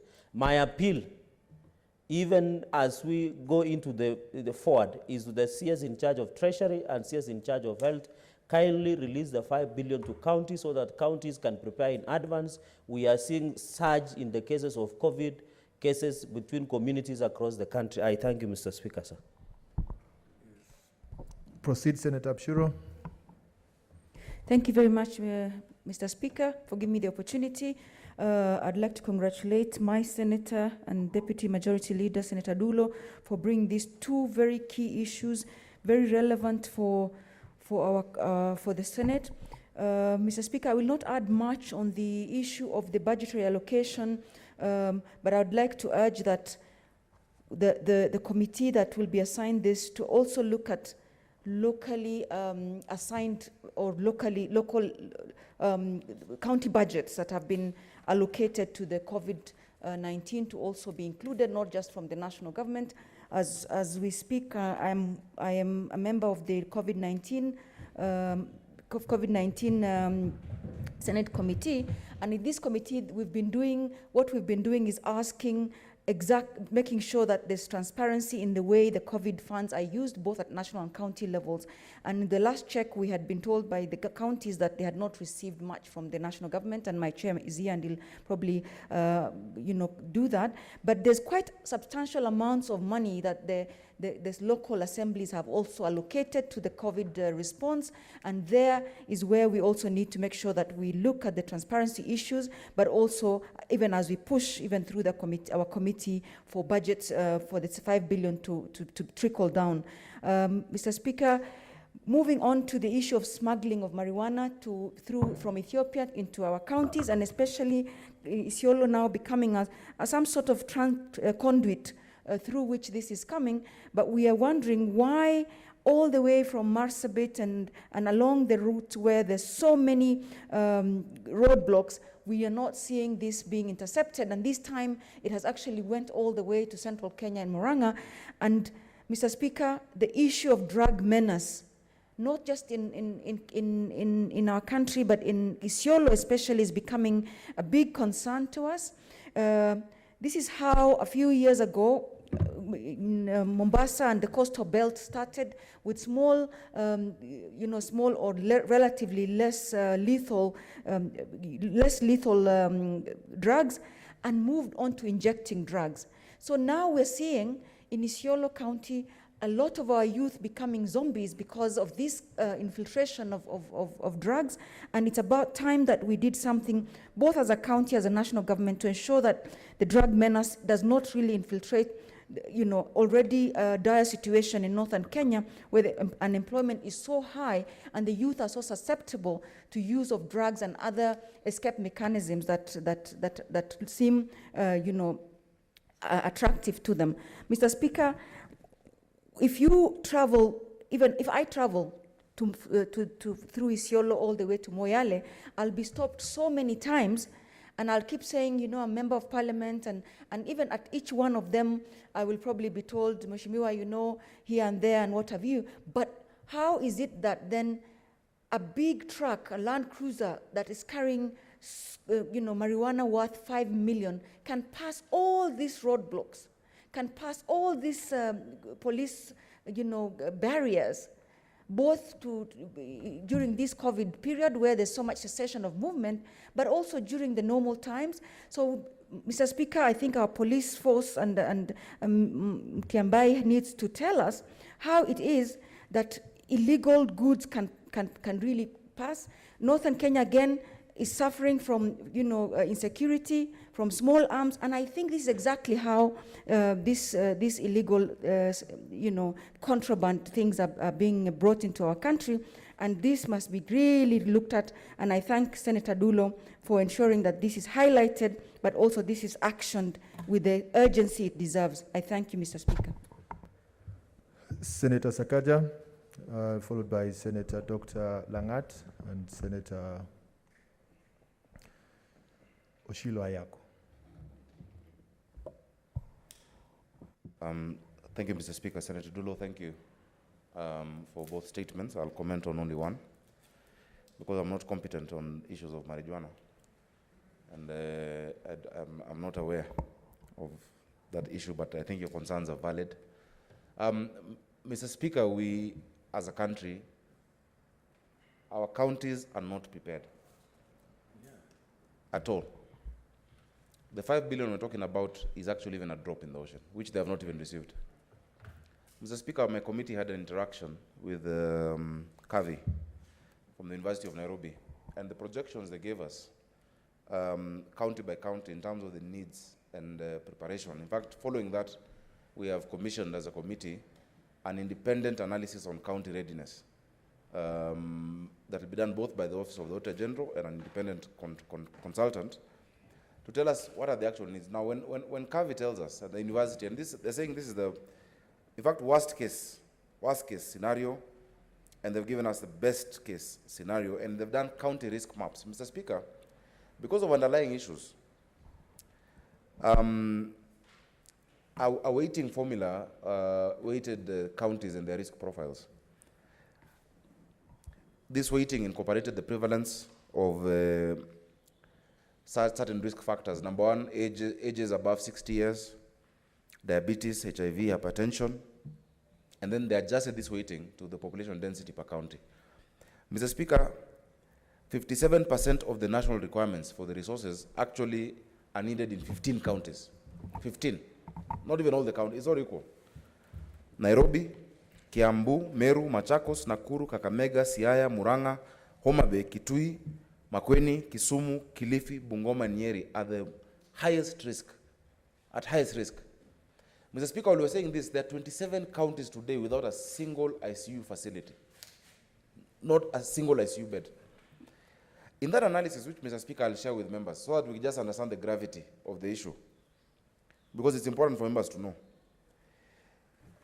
A county, for instance, let me pick Senator Dulo's county. Isiolo County will need 822 ICU beds, 2,549 hospital beds. Are you even a quarter way to that? You know? Kisii County, I can see Senator Ongeri is here with us. Mr. Speaker, Kisii County will need 3,326 ICU beds, 10,318 hospital beds. Are we close to that, Mr. Speaker?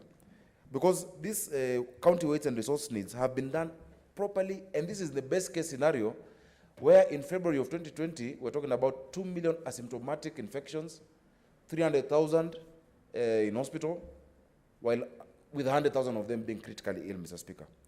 We need to sit as a Senate, once this report is out, in terms of the resource needs, and say, what do we do? We cannot rely on county assemblies just to do that reassignment of their budgets. They put budgets where they know, something follows, Mr. Speaker. Mr. Speaker, today if you go to KEMSA, their stores are full. County governments are not going to collect, and we have a report on KEMSA we're bringing next week. County governments are not collecting. They went to the president saying, no, we need to procure directly because, of course, they'll do their own deals. But today those stores are full. Yet in counties like Isiolo, even Nairobi, Bomet, there are no PPE kits, there are no masks, but the government agency charged with that has stores in Embakasi and Industrial area full of that equipment. So, Mr. Speaker, just expect us to bring, I'm sure, I know you have directed this to the Committee of Health, but my committee, and the Chair of Health is a member of my committee, will bring a very substantive report on county preparedness, the use of that 5 billion, and what we need to do going forward into the next financial year and up until February of 2021. Thank you, Mr. Speaker. Proceed, Senator Langat. Thank you, Mr. Speaker, because for giving me this opportunity also to support the statement from Senator Dulo. I want to say that all over the country, the Senate is being watched seriously on this particular period of COVID-19 pandemic. In fact, our counties have lost hope in their expectations from the national government. Yet we hear a lot of money being spent on COVID-19, maybe only in Nairobi City. So I don't know. If there is none in Nairobi, then we are wandering from the villages where the money is being spent. In fact, the little help that we've seen in our counties came as a result of that particular money that women reps were distributing some food, very little help that we saw. The villagers are questioning. Even one time they heard that there was money that was contributed by the Senate. Was it 200 million? But they have never felt in their villages about that particular money. What actually Senator Sakacha has told us a bit is a bit of what needs to be, which raises a lot of concern. It's a nice spec, Mr. Speaker. I want to say that we still request our committee, that is the ad hoc committee, to do more on this particular area. When we heard actually yesterday the governor from Kakamega, Governor Oparanya, requesting that actually the counties need to be assisted more towards preparedness. It was very interesting to all of us because around 3 months now the COVID has been with us here and nothing has ever trickled to our counties. Our counties are never prepared. At first we could see even in the boundaries of one county to another one, some examination on temperatures taking place. But that one has been forgotten, Mr. Speaker. I want to tell you, go around this particular Nairobi. Those particular, the rules from the Ministry of Health have become so, people have just gone back to normal lives. Those protocols are no longer observed seriously. Even if you travel in this Nairobi, if you get late, the particular restriction, which used to be from 3 up to 7, people are no longer adhering to those particular restrictions. And our country actually is just, we are sitting on a timed bomb, Mr. Speaker. And I want to say that the abuse of restriction, the abuses on restrictions, which can be seen on day-to-day life, is actually leading this particular country, Mr. Speaker, into a more dangerous position. So I want to say that we need that committee actually needs to be very strict, give us data, give us day-to-day improvements, follow the government to see to it that the money reaches our counties, and also we should make sure that we oversight on the same, Mr. Speaker. Otherwise, as Senator Cherargei was saying, the governors might see another opportunity to abuse this particular funding. So I want to say, Mr. Speaker, that we still have to be very strict on this. Regulation must, the protocols must be followed seriously. Otherwise, we are playing around with this particular deadly disease. So I support this particular statement, Mr. Speaker, and say that we need to be very strict on this. Thank you, Mr. Speaker. Proceed, Senator Oshila Ayako. Then finally, Senator Gertrude Msuruve. Thank you, Mr. Speaker, for this opportunity again to address this very serious matter. First, I want to congratulate my sister, Senator Dulo. And for the record, Senator Dulo and I were in the same master's class at Nairobi University. I'm proud of the question or the issue she has brought. It's an issue of national concern. It's a matter of life and death. Mr. Speaker, allow me to just react to some statistics that has been availed by Senator Sakaja. Senator Sakaja has highlighted a few counties that, in his view or the view of his committee, are the most needy. Mr. Speaker, it is not possible to talk about Homa Bay, to talk about Kisii, Nyamira, or Narok, or Kisumu, or Siaya, without talking about Migori. We are the same people. If it is prevalence of diabetes, of hypertension, of sickness, we share the same environment, we share the same suffering, and the gravity of the matter in Kisii is as grave as anywhere else in Kenya. So I want to just correct that it is important to devolve these resources as quickly as possible so that people in those far-flung areas do not suffer. But of particular interest to me is when I visited Migori County, when I interact with the people of Migori County before the invasion of Corona, they were saying that Corona is a Chinese problem. Then they modified that statement and said that it's a Nairobi problem. Mr. Speaker, that seems to be what the government is hearing. As we deal with Nairobi and the urban areas, our areas of vulnerability are the border cities or the border towns.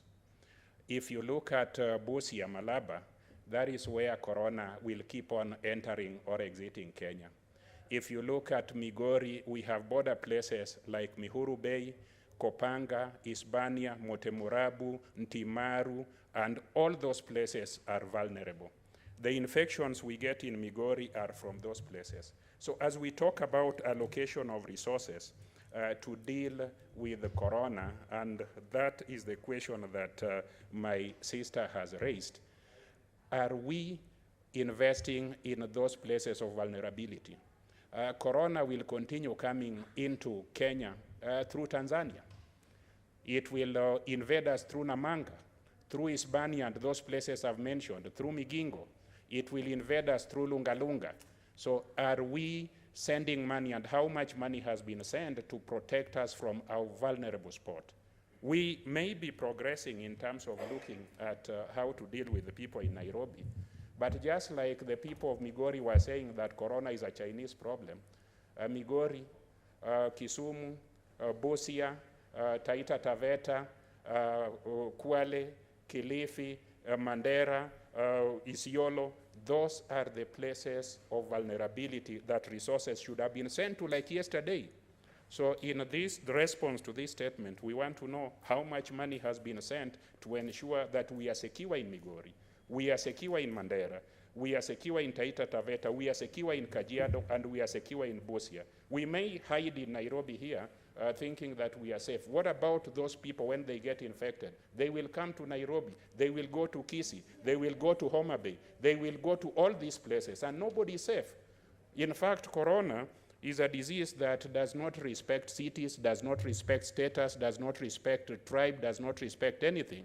So the more we want to deal with corona, we must make sure that we deal with it from the distant, vulnerable places, and that is not being done. Lastly, Mr. Speaker, on the issue of marijuana. Marijuana is not just a problem in Isiolo or in Mandera, it's also a problem in Migori. Most of marijuana that comes to Kenya comes through Tanzania. I think that is where there are large rural parcels of land where it is grown.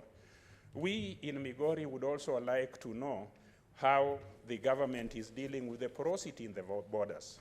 The borders are porous. There are some criminal border people and other traffickers who come to Kenya. We know some of them, but no action is being taken the way Senator Dulo has said. Large vehicles are carrying these items. They are not being searched. They are not being stopped. The same is happening to Migori, and the marijuana that is consumed in the neighboring counties, Kisii, Narok, even Nairobi, come from such far-flung areas. So in response to the issue that has been brought up by my very good sister, we would also want to know what is being done to ensure that porosity of the border in Migori in terms of illicit trade, illicit trafficking of items, and trafficking of drugs, which is a very serious criminal offense, is being handled, because we do not want our children, our people to be addicts and therefore of no value to us as a society. Thank you very much, Mr. Speaker, for the opportunity I yield. Dr. Gertrude Msuruve. Thank you, Honorable Speaker, for giving me this opportunity. Allow me kindly to congratulate Senator Dulo for coming up with these two important statements. And I want to quickly comment on each one of them. And I start with the marijuana issue. And I want to say, Honorable Speaker, that the issue of marijuana is an issue that is not really starting. It is something that has always been there, and it has a lot of negative impact on our youth. And I want to say, Honorable Speaker, before the floor of this House, that the Senator has said clearly that it is being smuggled from Ethiopia. But I want to state that this is not being smuggled. It could be an arrangement where people are even aware, even police officers are aware of the lorries or that are carrying marijuana. So there's need for even a statement to come up, a follow-up statement to show how many people have been apprehended so far in this illicit kind of deal. If no one has been apprehended at all, then it means that the police are colluding with those who are bringing in marijuana. They're actually not smuggling. It is an arranged activity. So, and I want to say that, Honorable Speaker, it is unfortunate that our youths can lose their direction because of marijuana. Marijuana has a lot of negative impact on health, and we've been talking about issues of mental health, where we find that the youths have forgotten even what they're supposed to do. The youths have gotten into this illicit drug, and as a result of that, they're not themselves. Sometimes even they become insane. And Honorable Speaker, you can imagine when someone is insane. Insane people can do things, can cause a lot of havoc. And when they're even brought before law, sometimes they're pardoned because of what they've done. So there's need for us to see how can we arrest this issue of marijuana coming in, and not only even in through Ethiopia. Just like Senator Ayako has said, it is true that the issue of marijuana is in many parts of this country. Even in Vihiga, when you go, you'll find that there are youths who are taking marijuana. But we have to see, as legislators, how can we intervene so that the issue of marijuana can be brought to an end. And Honorable Speaker, I also want to comment on the issue of food donations that Senator Dulo has talked about, and money to cushion, during this epidemic. And I want to say that even when you go to the counties, you'll still find that the vulnerables of the vulnerables do not even have masks. The vulnerables of the vulnerables do not even have food. It is really unfortunate. There's need for accountability. Senator, kindly summarize your contributions on the two statements so that we proceed to the procedural motion. Thank you, Honorable Speaker. So I want to say that there's need to really have an accountability of the money that is money and donations that are going to the counties to cushion, the vulnerables, because the vulnerables are known even in counties. Someone will tell you that family has someone with a disability, that family has someone with a disability, so they should not lack these essentials that are necessary during this COVID period. Thank you, Honorable Speaker, for giving me the opportunity. Honorable Senators, I commit statement 4, that is statement on statement to seek statement to committee on standing committee on health regarding COVID-19 pandemic response funds allocated to the committee of COVID-19, and statement 5 to the statement on to Committee on National Security, Defense and Foreign Relations.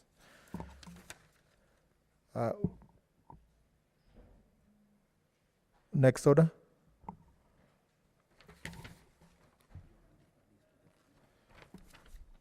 Honorable Senators, I also defer statement B, pursuant to Standing Order 51(1)A, to a later date. To afternoon, this afternoon. Order number 8, the Equalization Fund Bill, National Assembly Bills number 43 of 2019, first reading. A bill for an act of parliament to operationalize Article 204 of the Constitution to establish structures of directly administering the Equalization Fund and for connected purposes. Order number 9, motion or retaliation of the Senate calendar regular sessions for the 4th session, 2020. Senate Majority Leader.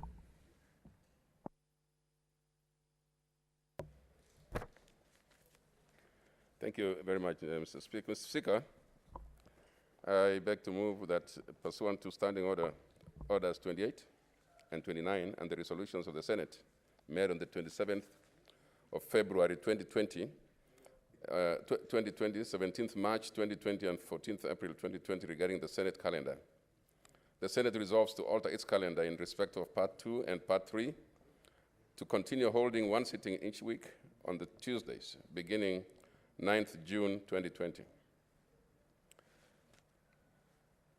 until Tuesday, 16th June 2020, and thereafter to adjourn and resume sittings on the 7th July 2020 and proceed with the sittings as set out in the calendar approved on the 27th February 2020, subject to the resolution to sit once a week on Tuesdays.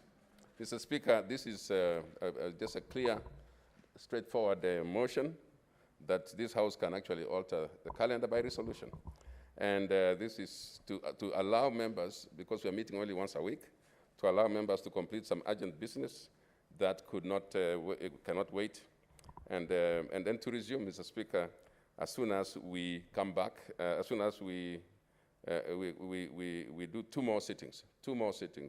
We are only asking that there's changes for 2 more sittings.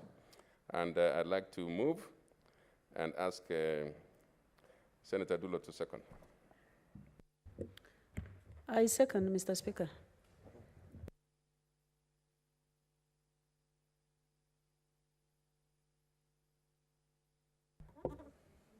Honorable Senators, I propose the question pursuant to Standing Order 28 and 29 and the resolutions of Senate made on 27th February 2020, 17th March 2020, and 14th April 2020 regarding the Senate calendar. The Senate resolves to alter its calendar in respect of Part 2 and Part 3 to continue holding one sitting in each week on Tuesday beginning 19th June 2020 until Tuesday 16th June 2020, and thereafter to adjourn and resume sittings on Tuesday 7th July 2020 and proceed with the sittings as set out in the calendar approved on 27th February 2020, subject to the resolutions to sit once a week on Tuesdays.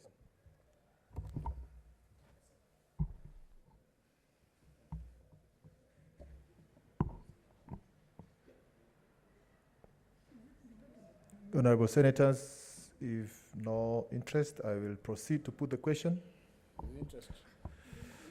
Senator Pareno.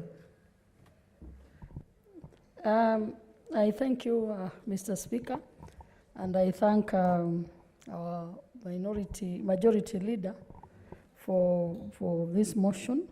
And basically, being almost a procedural motion, it is good to just say that this is just to give us room to work within the rules and to work within the situation in which we have found ourselves with this coronavirus. I don't think we can do any better than we have already done. So this is a motion just to allow us not to sit back at home, but to be able to see what is happening within the country. You will note, Mr. Speaker, that throughout the session, we have had a report on the pandemic being updated on what is happening around the country. So this is, to me, is just good enough. We cannot do more than is already provided, because we have to sit within the rules and the health rules that are provided for us to be able to perform. So it is like we cannot really sit at home, but we cannot operate as normal. So I support Mr. Speaker. Senator Malala.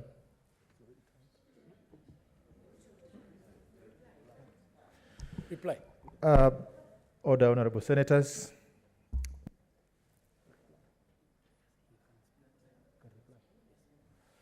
I call upon the majority leader to reply. Speaker, it is actually a procedural motion, straightforward. I beg to reply. Honorable Senators, I proceed to put a question, which is that pursuant to Standing Order 28 and 29 and the resolutions of the Senate made on 27 February, respect of Part 2 and Part 3, to continue holding one sitting in each week on Tuesdays beginning 9th June 2020 until Tuesday 16th June 2020, and thereafter to adjourn and resume sittings on Tuesday 7th July 2020 and proceed with the sittings as set out in the calendar approved on 27th February 2020, subject to the resolution to sit once a week on Tuesdays. Will as many as of that opinion say aye? Aye. Will as many as of the contrary opinion say nay? The ayes have it.